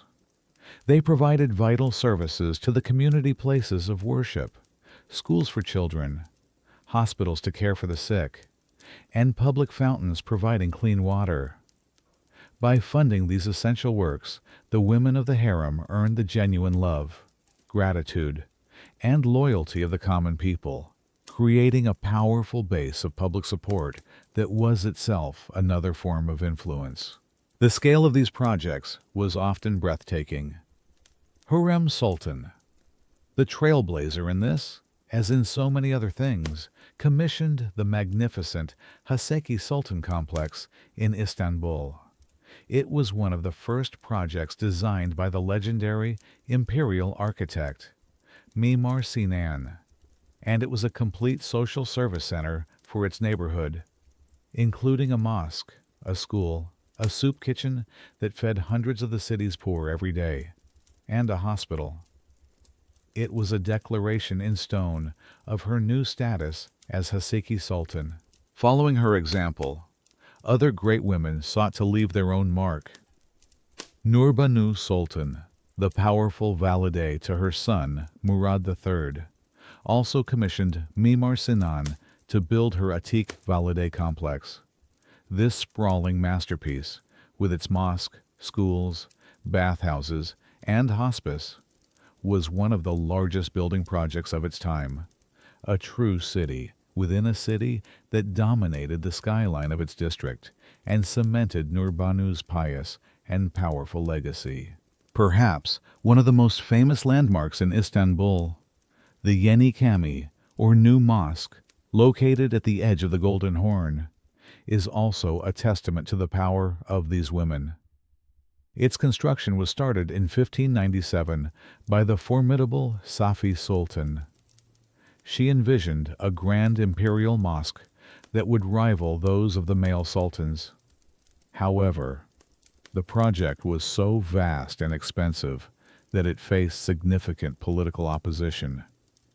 When Safi lost power after her son's death, the construction was abandoned, and the half-finished building stood as a ruin for more than half a century, a silent monument to the shifting political fortunes of the Harem. The story of the Yeni Cami has a fitting final chapter. Decades after Safiye's project was abandoned, another powerful Valide Sultan, Turhan, the very woman who defeated Kosum Sultan, decided to complete it. In 1665, she took up the monumental task, finishing the mosque and its associated complex. This was a hugely symbolic act. By completing the mosque, her predecessor's rival had started. Turhan was making a powerful statement about her own piety and her victory in the harem's power struggles. Today, the magnificent Yeni Cami stands as a monument to the ambitions of two of the empire's most powerful women. This patronage was not limited to grand buildings. The women of the harem were also major patrons of the decorative arts. They commissioned the most beautiful and intricate Iznik tiles to adorn their apartments and their mosques, and the most lavishly illuminated Qurans from the palace workshops. Their demand for luxury goods, from jewel-encrusted mirrors to the finest silk brocades, supported the highest level of craftsmanship in the empire's guilds.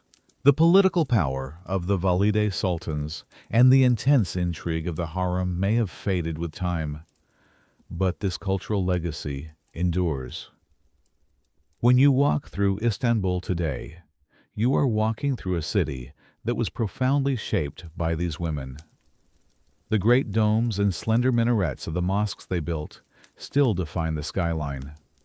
The charities they founded served the city's people for centuries. It is a quiet but powerful legacy, written not in decrees or battle records, but in stone, tile, and the enduring fabric of a great city. It is a reminder that these women were not just politicians, they were builders and creators.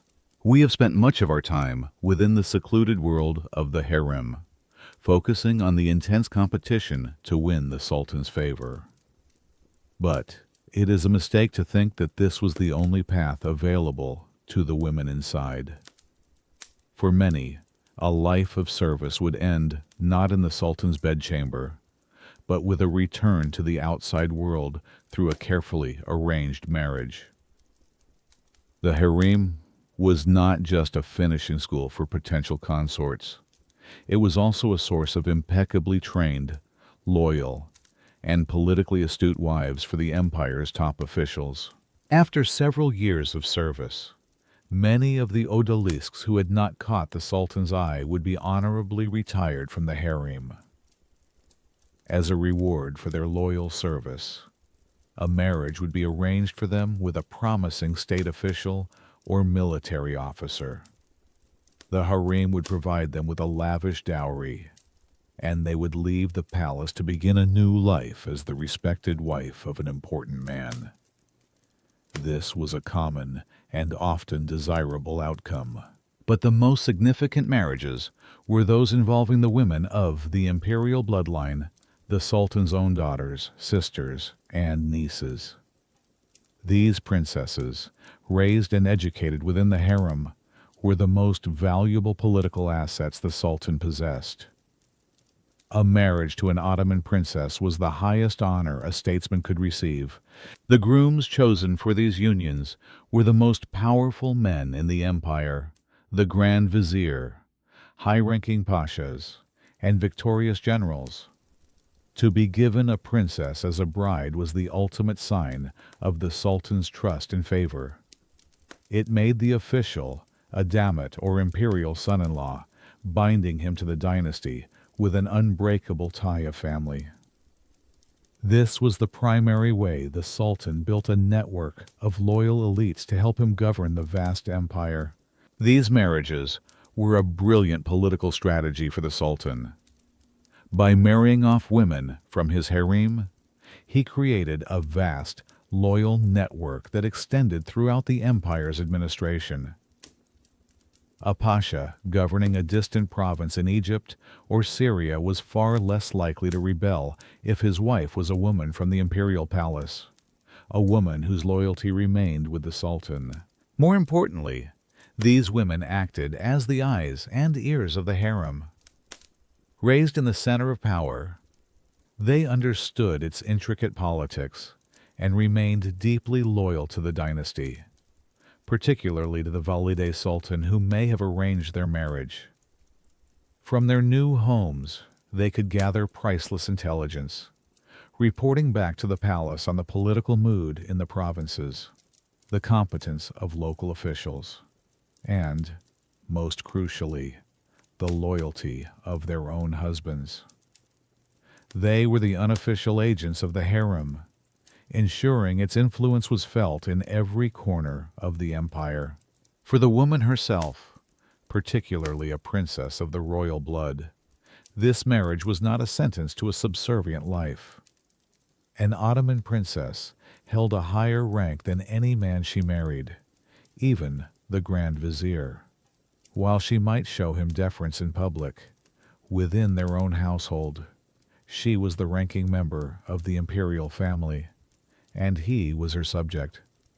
These women maintained their own households, controlled their own significant incomes, and were often powerful political advisors to their husbands. They were not passive wives. They were active partners in their husbands' careers, their knowledge of the court proving invaluable. To marry an Ottoman princess was to gain a powerful, and sometimes formidable, political ally. The weddings themselves, especially those of the Sultan's daughters, were among the most magnificent public spectacles the empire ever witnessed. The princess's dowry would be paraded through the streets of Istanbul in a grand procession for all to see, a display of the dynasty's incredible wealth. The city would celebrate for days with feasts and festivals, all paid for by the palace. It was a powerful piece of public propaganda, reminding everyone of the Sultan's power and generosity. This imperial status was for life.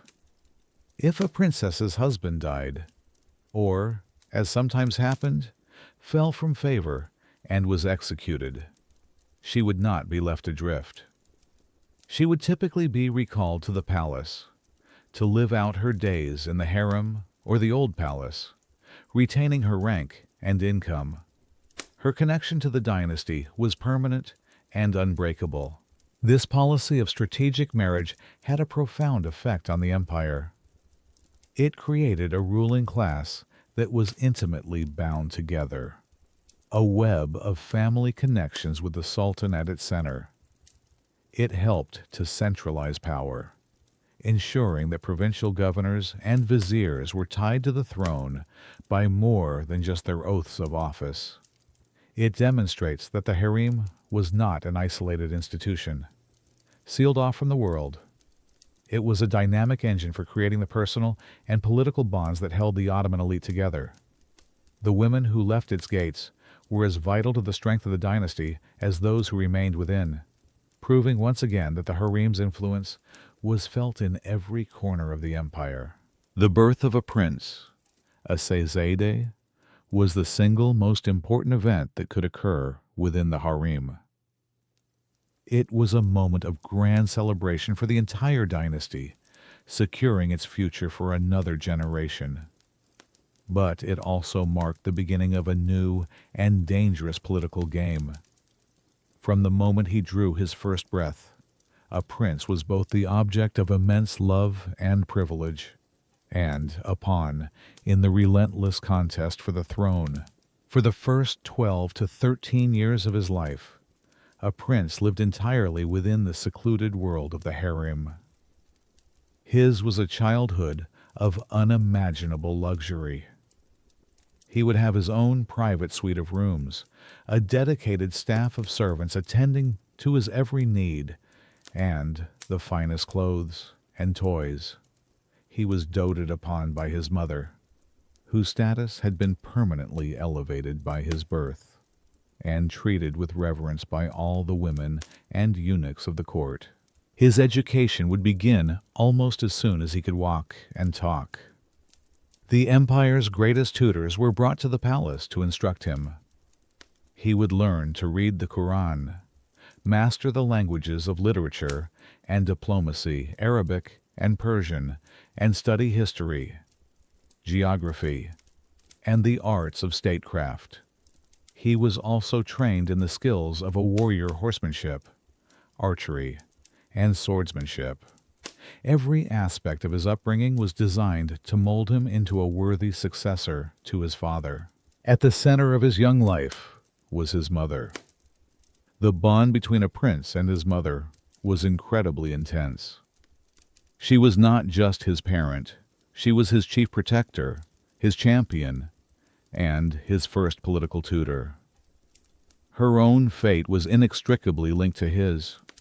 She would spend every waking moment promoting his cause to the Sultan, building alliances on his behalf, and shielding him from the plots of her rivals.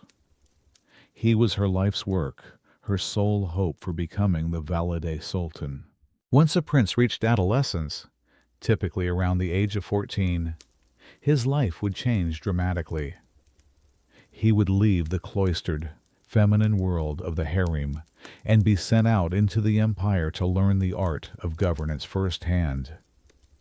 In a grand ceremony, he would be appointed by his father, the Sultan, to govern a province, a sancak.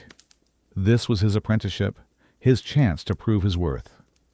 He would be accompanied by his mother, who would act as his chief advisor and manage his provincial court, all while maintaining their crucial network of allies back in the capital. In his provincial capital, the young prince would learn to manage a treasury, command troops, and dispense justice, all under the watchful eye of the Sultan. This system effectively created a public contest among the princes. The son who ruled his province most effectively, who gained a reputation for being wise and brave, and who won the loyalty of his soldiers and subjects, positioned himself as the strongest candidate to inherit the empire. But this contest had a terrifyingly high price. Hanging over the head of every prince was the grim reality of Ottoman succession, the law of fratricide. Legitimated by Sultan Mehmed the Conqueror, this law gave a new sultan the legal right to execute his brothers and half-brothers upon taking the throne. The logic behind this brutal practice was cold and political. The early centuries of the empire had been plagued by devastating civil wars between rival brothers, wars that tore the state apart and cost tens of thousands of lives. The law of fratricide was seen as a necessary evil, the tragic, but swift. Execution of a handful of princes was considered a worthy price to pay to prevent a catastrophic war and ensure the stability and unity of the empire. For a prince, The race for the throne was not just for power, it was a race for his own survival. This grim reality shaped the entire political landscape. When a sultan fell ill or grew old, a frantic, high-stakes race would begin. Each prince, out in his provincial post, would be kept informed by his mother's network of spies in the capital. The moment the sultan died, the prince who could race back to Istanbul first and secure the allegiance of the court officials and the Janissary army would be declared the new ruler. This made the location of a prince's governorship a point of intense political struggle. A post closer to the capital was a massive, life-saving advantage. Once a new sultan was securely on the throne, one of his first grim duties was to eliminate his rivals. He would dispatch executioners, often a group of deaf mutes, to ensure secrecy to the provincial courts of his brothers. They would carry out their task with a silk bowstring, as it was considered taboo to spill royal blood. The brother, who just days before had been a powerful governor and a potential emperor, would be unceremoniously strangled, his life forfeit to the stability of the state. The outcome of this race sealed the fate of the mothers as well. The mother of the victorious son would ascend to become the all-powerful Valide Sultan. The mothers of the executed princes would have their hopes, dreams, and children turned to dust. They would be sent to the old palace to live out the rest of their days in mourning and obscurity. This was the tragic paradox of a prince's life, born to the pinnacle of privilege, but raised for a deadly sprint where the only prize for second place was a silken cord. The brutal law of fratricide, while politically effective, was a horrifying practice that grew increasingly unpopular over time. It was not only seen as a cruel and tragic tradition, but it also posed a significant risk to the dynasty itself. If a reigning sultan executed all his brothers and then died before his own sons reached maturity, the entire House of Osman could be pushed to the brink of extinction. By the early 17th century, the political will to continue this bloodshed had faded. A momentous change took place. The principle of succession began to shift away from the violent survival of the fittest model. In its place, a system of agnatic seniority was slowly adopted, where the throne would pass not necessarily to the sultan's son, but to the oldest living male in the entire dynasty. This could be the sultan's brother, his nephew, or even his uncle. This new system, however, created a new problem. If the other princes were to be kept alive, they could not be allowed to hold positions of power. Sending them to govern provinces, where they could build armies and loyal followings, would be an open invitation to civil war.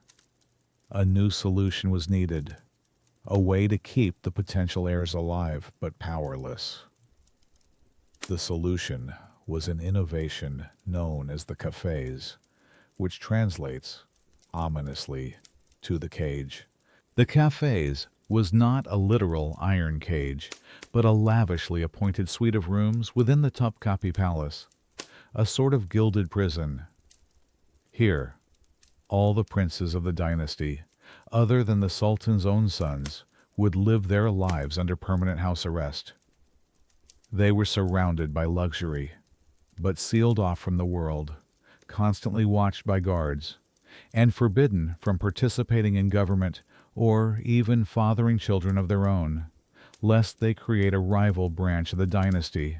While this new system was certainly more humane than a silk bowstring, it had its own devastating consequences. For the princes, life in the cafes was a psychological torment. They would spend decades locked away from the world, with no purpose and no meaningful human contact beyond a few servants and sterile concubines. Days would blend into years, all spent in the same few opulent rooms, with the constant gnawing fear that the reigning sultan could change his mind at any moment and send executioners to their door. Many princes went mad from the terror and the crushing boredom, while others descended into lives of alcoholism and debauchery. The most disastrous consequence of the cafes was for the empire itself. The old system, for all its brutality, had one great merit. It produced sultans who were experienced leaders.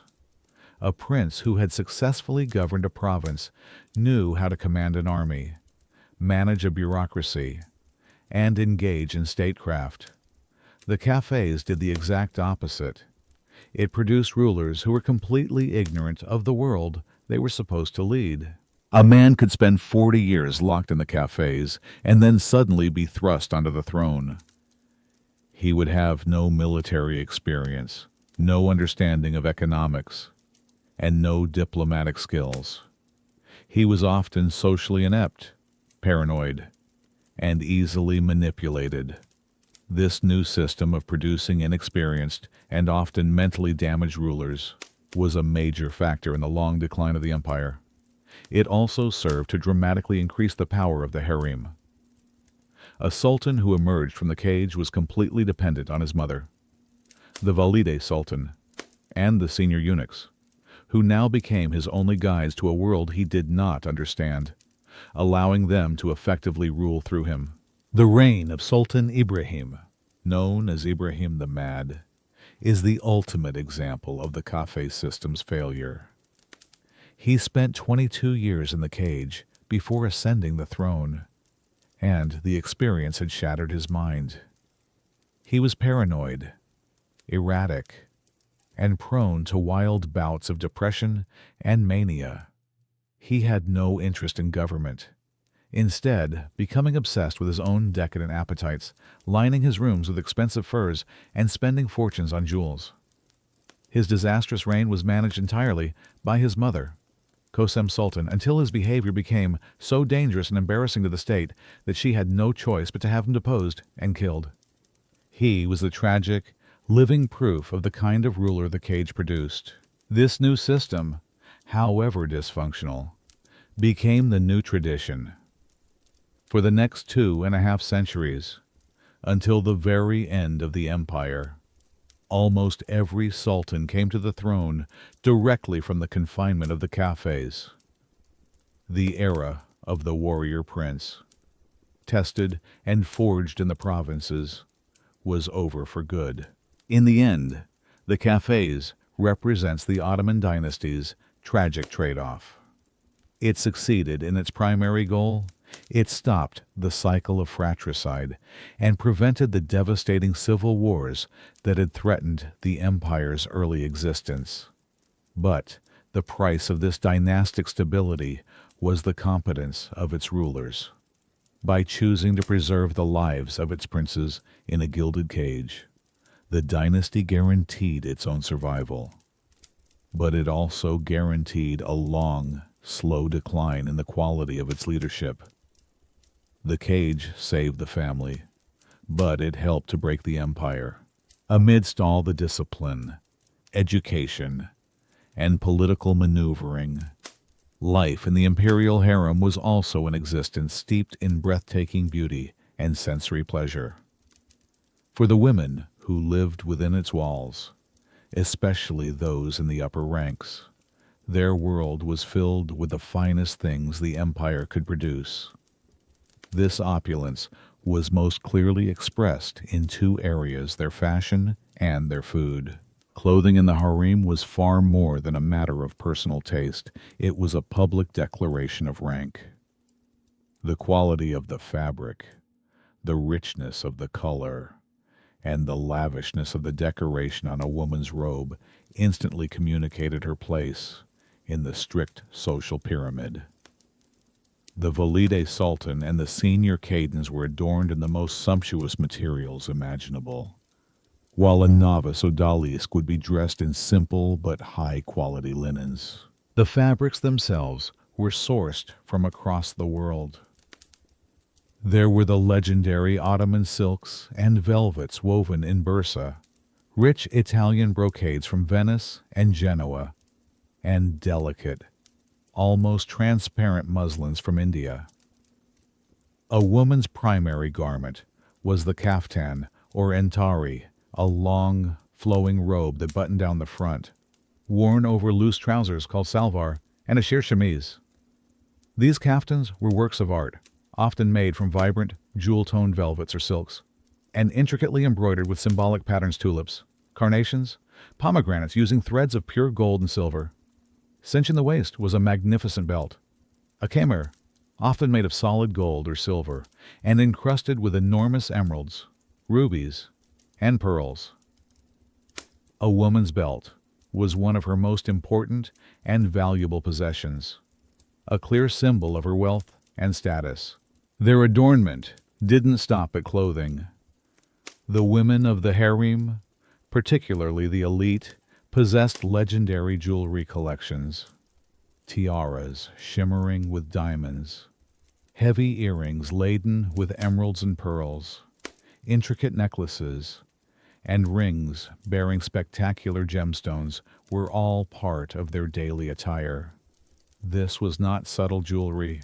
It was a dazzling display of the dynasty's wealth, designed to overwhelm the senses and reinforce their royal status.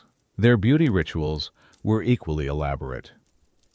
One of the most defining features of their look was the use of kohl, or surm, a black powder used to heavily line the inner and outer rims of the eyes, creating a dramatic, captivating gaze. For special ceremonies and celebrations, their hands and feet would be decorated with intricate, temporary patterns using henna, a reddish-brown dye that stained the skin for weeks. Scent was also an essential part of their presence. The harem was filled with the most exotic and expensive fragrances in the world. They used precious oils and perfumes made from damask rose, jasmine, musk, and rare ambergris. A high-ranking woman's passage through a corridor would be marked by the lingering signature scent she left behind. This dedication to sensory pleasure extended to the food they ate. The imperial kitchens, the matba-i-amir, were a world unto themselves, a vast culinary complex with a staff of hundreds of chefs, each with their own specialty. There were separate kitchens for bread making, for pastries and sweets, for pickles, and for drinks. This was not just cooking. It was a highly organized culinary art form, designed to feed the thousands of residents of the palace and to express the power and sophistication of the empire through its cuisine. The cuisine was a rich fusion of Central Asian, Middle Eastern, and Balkan influences, representing the vastness of the empire itself. Lamb was a staple, prepared as succulent kebabs, slow-cooked in rich stews, or roasted whole for great feasts. Dishes were often subtly spiced with cinnamon, cumin, and saffron. Rice pilafs, studded with currants, pine nuts, and almonds, were a central feature of every meal. A vast array of vegetables, especially eggplant and peppers, were often stuffed with spiced rice and meat to create dolma. But the true glory of the palace kitchens was their mastery of sweets. An incredible variety of pastries, puddings, and candies were produced daily. There was the famous baklava, with its paper-thin layers of phyllo pastry, nuts, and honey syrup. There were delicate milk puddings, or muhallebi, flavored with rosewater or orange blossom. And, to cleanse the palate between courses, a light fruit compote, or hosaf, would be served. For the elite women, dining was a formal and elaborate ritual. They ate seated on cushions around low, silver or wooden tables. The food was presented on dozens of small plates, often made of precious Chinese porcelain, which the Ottomans collected obsessively. The sheer number and variety of dishes served at a single meal was a display of status. While a novice might have 2 or 3 simple dishes for her dinner, a senior Khaden might have over a dozen. In this way, the world of luxury, from the clothes they wore to the food they ate, was a constant reinforcement of the harem's rigid hierarchy. It was a sensory cage, a world of pleasure and privilege that both defined their high status and insulated them from the ordinary world outside. In our exploration of the harem, it is easy to focus on the earthly concerns of power, politics, and pleasure. But to truly understand the mindset of the women who lived there, we must look to the spiritual dimension of their lives. The imperial harem was a profoundly religious space. Islam was not merely a set of rituals. It was the fundamental organizing principle of their days, the lens through which they understood their world, their fate, and their purpose. As we have learned, the very first step in a new girl's transformation was her conversion to Islam. This was the foundation of her new identity. From that moment on, her life would be governed by the rhythms of the faith. The 5 daily prayers, the salat, acted as the structural pillars of each day. The call to prayer echoing from the minarets across the city would also resonate within the palace walls, calling the community to worship. The women would perform their ritual ablutions and line up for prayer in the harem's own dedicated mosques and prayer halls. Religious education was a cornerstone of their training. Every woman was taught the core tenets of the faith and how to read the Quran in its original Arabic. For many, this was not a superficial study. Some women became deeply learned, and a few would even achieve the status of Hafiza, one who has memorized the entire Quran, a feat that commanded immense respect within the community. This spiritual life was led by the women themselves. There was a clear religious hierarchy within the harem, with senior, learned women acting as prayer leaders and teachers, responsible for the religious instruction of the younger girls.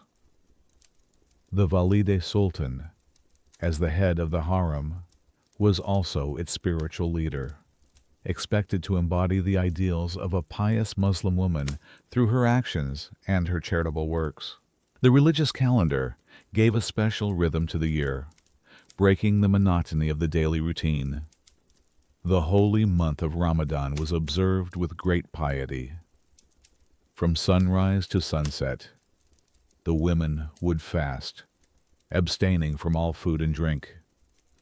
The evenings would be marked by festive iftar meals, breaking the fast with dates and water before sharing a special communal dinner.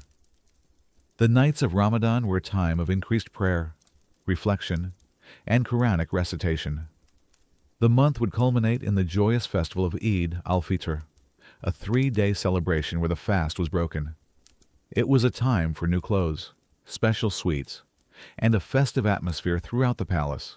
The other major festival, Eid al-Adha, the festival of the sacrifice, was also celebrated with great solemnity and charity. The palace would sponsor the sacrifice of hundreds of animals, the meat from which would be distributed to the city's poor, a powerful public expression of the dynasty's piety and its responsibility to care for its subjects. This act of charity was a central expression of their faith. For the high-ranking women of the harem, their immense wealth came with a profound religious obligation to give back to the community. This went far beyond simply distributing food. As we have seen, the powerful Valide sultans and hasekis would use their fortunes to sponsor the creation of massive charitable foundations. The great mosque complexes they built, with their soup kitchens, hospitals, and schools, were the ultimate fulfillment of their religious duty. They were a way of transforming personal wealth into a permanent source of public good, ensuring that their piety would continue to benefit the people of the empire long after they were gone. Alongside the formal, orthodox practice of Islam, the spiritual life of the harem was also colored by more mystical and personal beliefs. Sufism, the mystical tradition of Islam that emphasizes achieving a personal, ecstatic connection with God, was highly influential throughout the empire, and the harem was no exception. Its teachings of inner contemplation and divine love would have offered a powerful spiritual outlet for women living in a highly structured and controlled environment. Furthermore, like people everywhere, their formal faith coexisted with a rich world of folk beliefs and superstitions. The fear of the evil eye, the nazar, was pervasive. Women would wear talismans and amulets, often blue glass beads, to ward off jealousy and ill will from their rivals. Special prayers might be written on slips of paper and sewn into their clothes for protection against illness or misfortune. In the high-stakes, high-stress environment of the harem, they sought protection and reassurance from every available source, both orthodox and mystical. Ultimately, for many of the women, religion was their greatest source of solace. For the young odalisque who had been torn from her home, or the senior consort who had lost a child, faith offered a powerful comfort that politics and luxury could not provide. In a life where they had very little control over their earthly destiny, their relationship with God was their own. It was an inner sanctuary, a private world of meaning, purpose, and hope for justice and reward in the afterlife. It was the quiet, constant thread that ran through their lives, providing discipline, meaning, and peace amidst the turmoil of the court. So now, as the story of the harem fades into the silence of history, let's sit with it for a moment. After everything we have heard, what was this place? Really, was it a gilded prison, a cage of silk and jewels where women were kept as beautiful property? Or was it one of the most extraordinary stages for female power the world has ever known? The truth, of course, is that it was both. And in that paradox lies its endless fascination. The women of the Ottoman harem lived in a profoundly patriarchal world. Their lives were constrained by rules set by men, and in theory, they were enslaved, their fates entirely dependent on the will of the Sultan. And yet, within that rigid framework, they forged a unique and formidable kind of power. They turned the very limitations of their world into their greatest strengths. Their seclusion was not just a form of confinement. It gave them unparalleled, unfiltered access to the most powerful man in the empire. While viziers and generals had to navigate layers of public ceremony, a favored consort had the Sultan's private ear. Their role as mothers was not just a domestic duty. It made them the architects of the next generation of the dynasty, giving them a direct and existential stake in the politics of succession. The power they wielded was different from the power of men. It was not the public power of the sword or the decree, but the private power of influence, intuition, and intrigue. But it was no less real. As the Sultanate of Women proved, at its peak, this soft power could become the most dominant force in the empire, directing armies and deciding the fate of nations from behind a curtain. The harem, then, was a testament to the resilience of the human spirit, a place that proved that power can blossom in the most unlikely of gardens.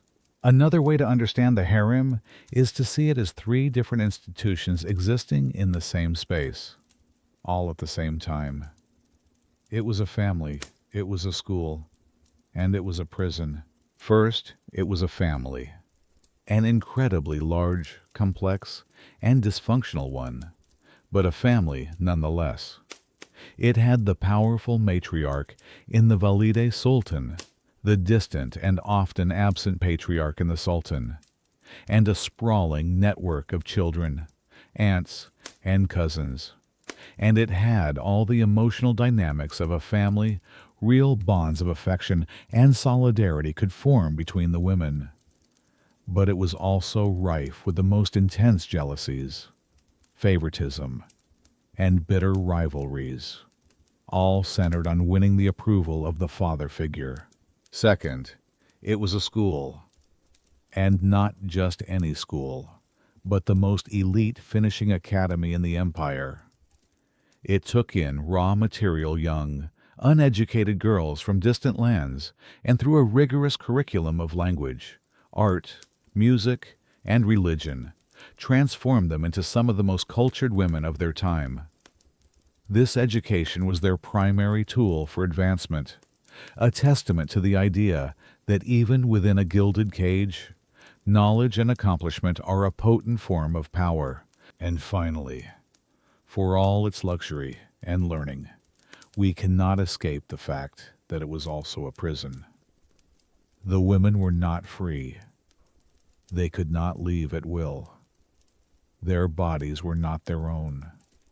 Their entire lives were dedicated to the service of a single man and the dynasty he represented. The beautiful walls, high and constantly guarded, that kept the world out, also served to keep them in.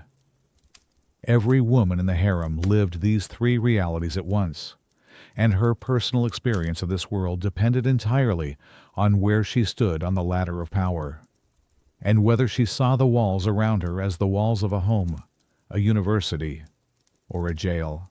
It is impossible to think about the harem without acknowledging the powerful and often distorted image of it that exists in the Western imagination. At the very beginning of our story, we spoke of the myth of the harem, and it is worth returning to it now. For centuries, the harem was the ultimate fantasy for European men, a symbol of a world they saw as exotic, sensual, and decadent. This fascination is part of a wider phenomenon known as Orientalism. European artists and writers often depicted the Orient, or the East, as a place that was the complete opposite of their own world. It was irrational, mysterious, and despotic, while the West was rational, knowable, and civilized. The harem, as the most private and forbidden space within that world, became the blank canvas onto which they projected their deepest fantasies and anxieties about power and desire. Because they could not go inside, they imagined it. And they imagined a place, not of politics, education, and complex social rules, but of endless, passive sensuality. This is the source of the famous 19th century European paintings. You have likely seen the images of languid, nude odalisques lounging by bathing pools, their only purpose to be beautiful objects waiting for their master. These images are powerful and have shaped our idea of the harem for generations. But they have almost nothing to do with a historical reality. They erase the ambition of harem, the power of kosem, the piety, the charity, and the daily work of the hundreds of women who lived there. This fantasy tells us very little about the Ottoman harem, but it tells us a great deal about the imagination of the West that dreamed it up. So, what is the final legacy of the harem, now that the institution is gone, its residents scattered to the winds of history? What is left behind, the most tangible legacy, of course, is the physical space, the magnificent tilework, the quiet courtyards, and the echoing halls of the harem in the Topkapi Palace still stand. Once the most private place on earth, it is now a world-renowned museum where millions of visitors walk, trying to catch a whisper of the lives that were lived there. It has been transformed from a center of power into a place of public memory. The political legacy is more complex. The harem is a fascinating historical case study of how informal power works. It challenges our simple ideas about politics, proving that influence is not always wielded in council chambers or on battlefields. It shows how women, even when denied a formal public role, could create their own unique corridors of power, using domestic influence and personal relationships to achieve enormous political control. It forces us to look for power in the unexpected places where it often resides. But perhaps the most enduring legacy is simply in the stories themselves. The journeys of women like Harem and Kosem are timeless tales of ambition, intelligence, and survival. They are a powerful reminder that history is not only shaped by the public actions of men, but also by the quiet, strategic, and often ruthless maneuvers of women in spaces that history has often overlooked.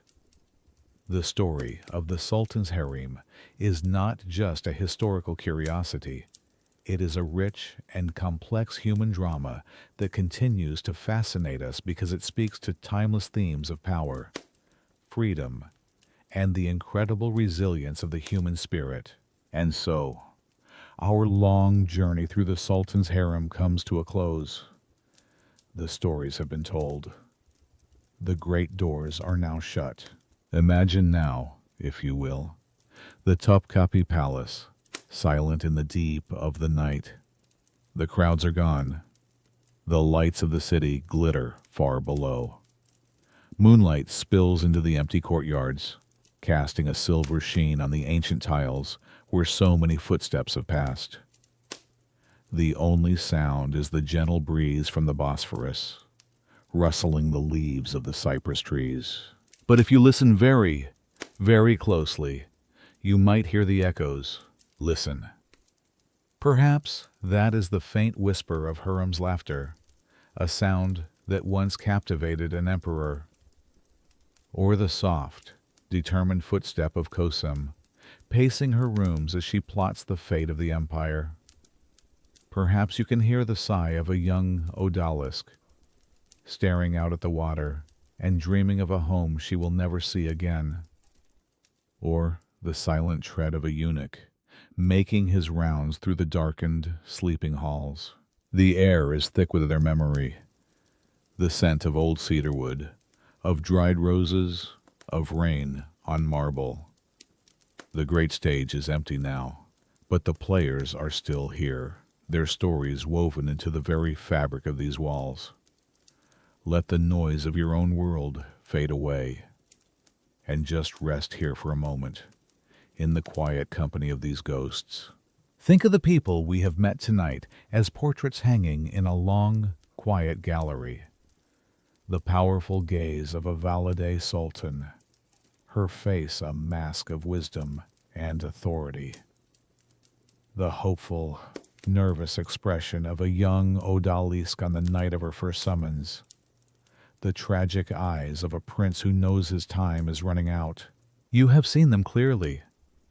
You have learned their names and heard their stories. But now, it is time to let them go. Imagine the light in the gallery growing softer, dimmer.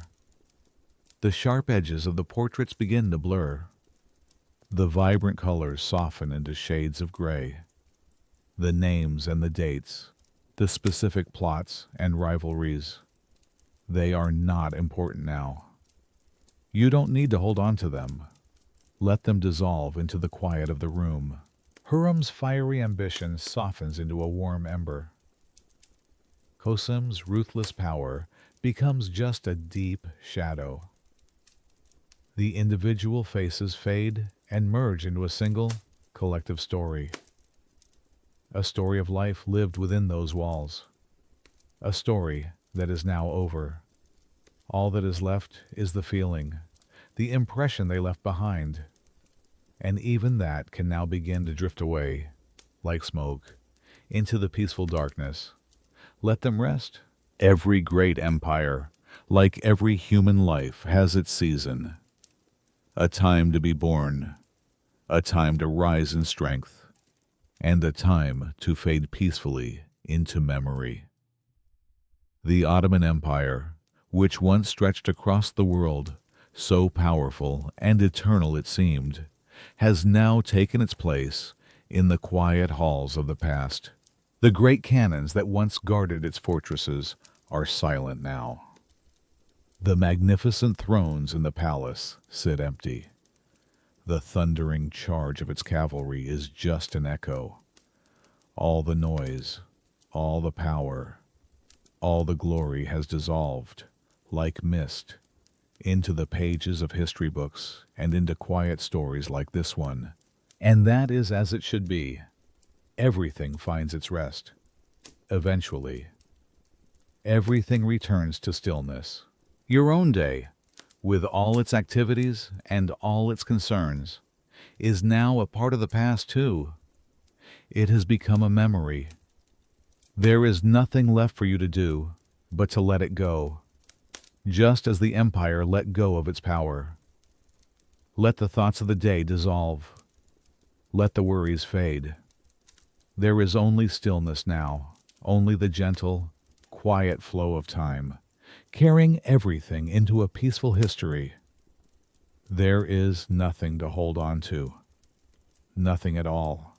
And now, there is nothing left but you and the quiet of this room. The story is over.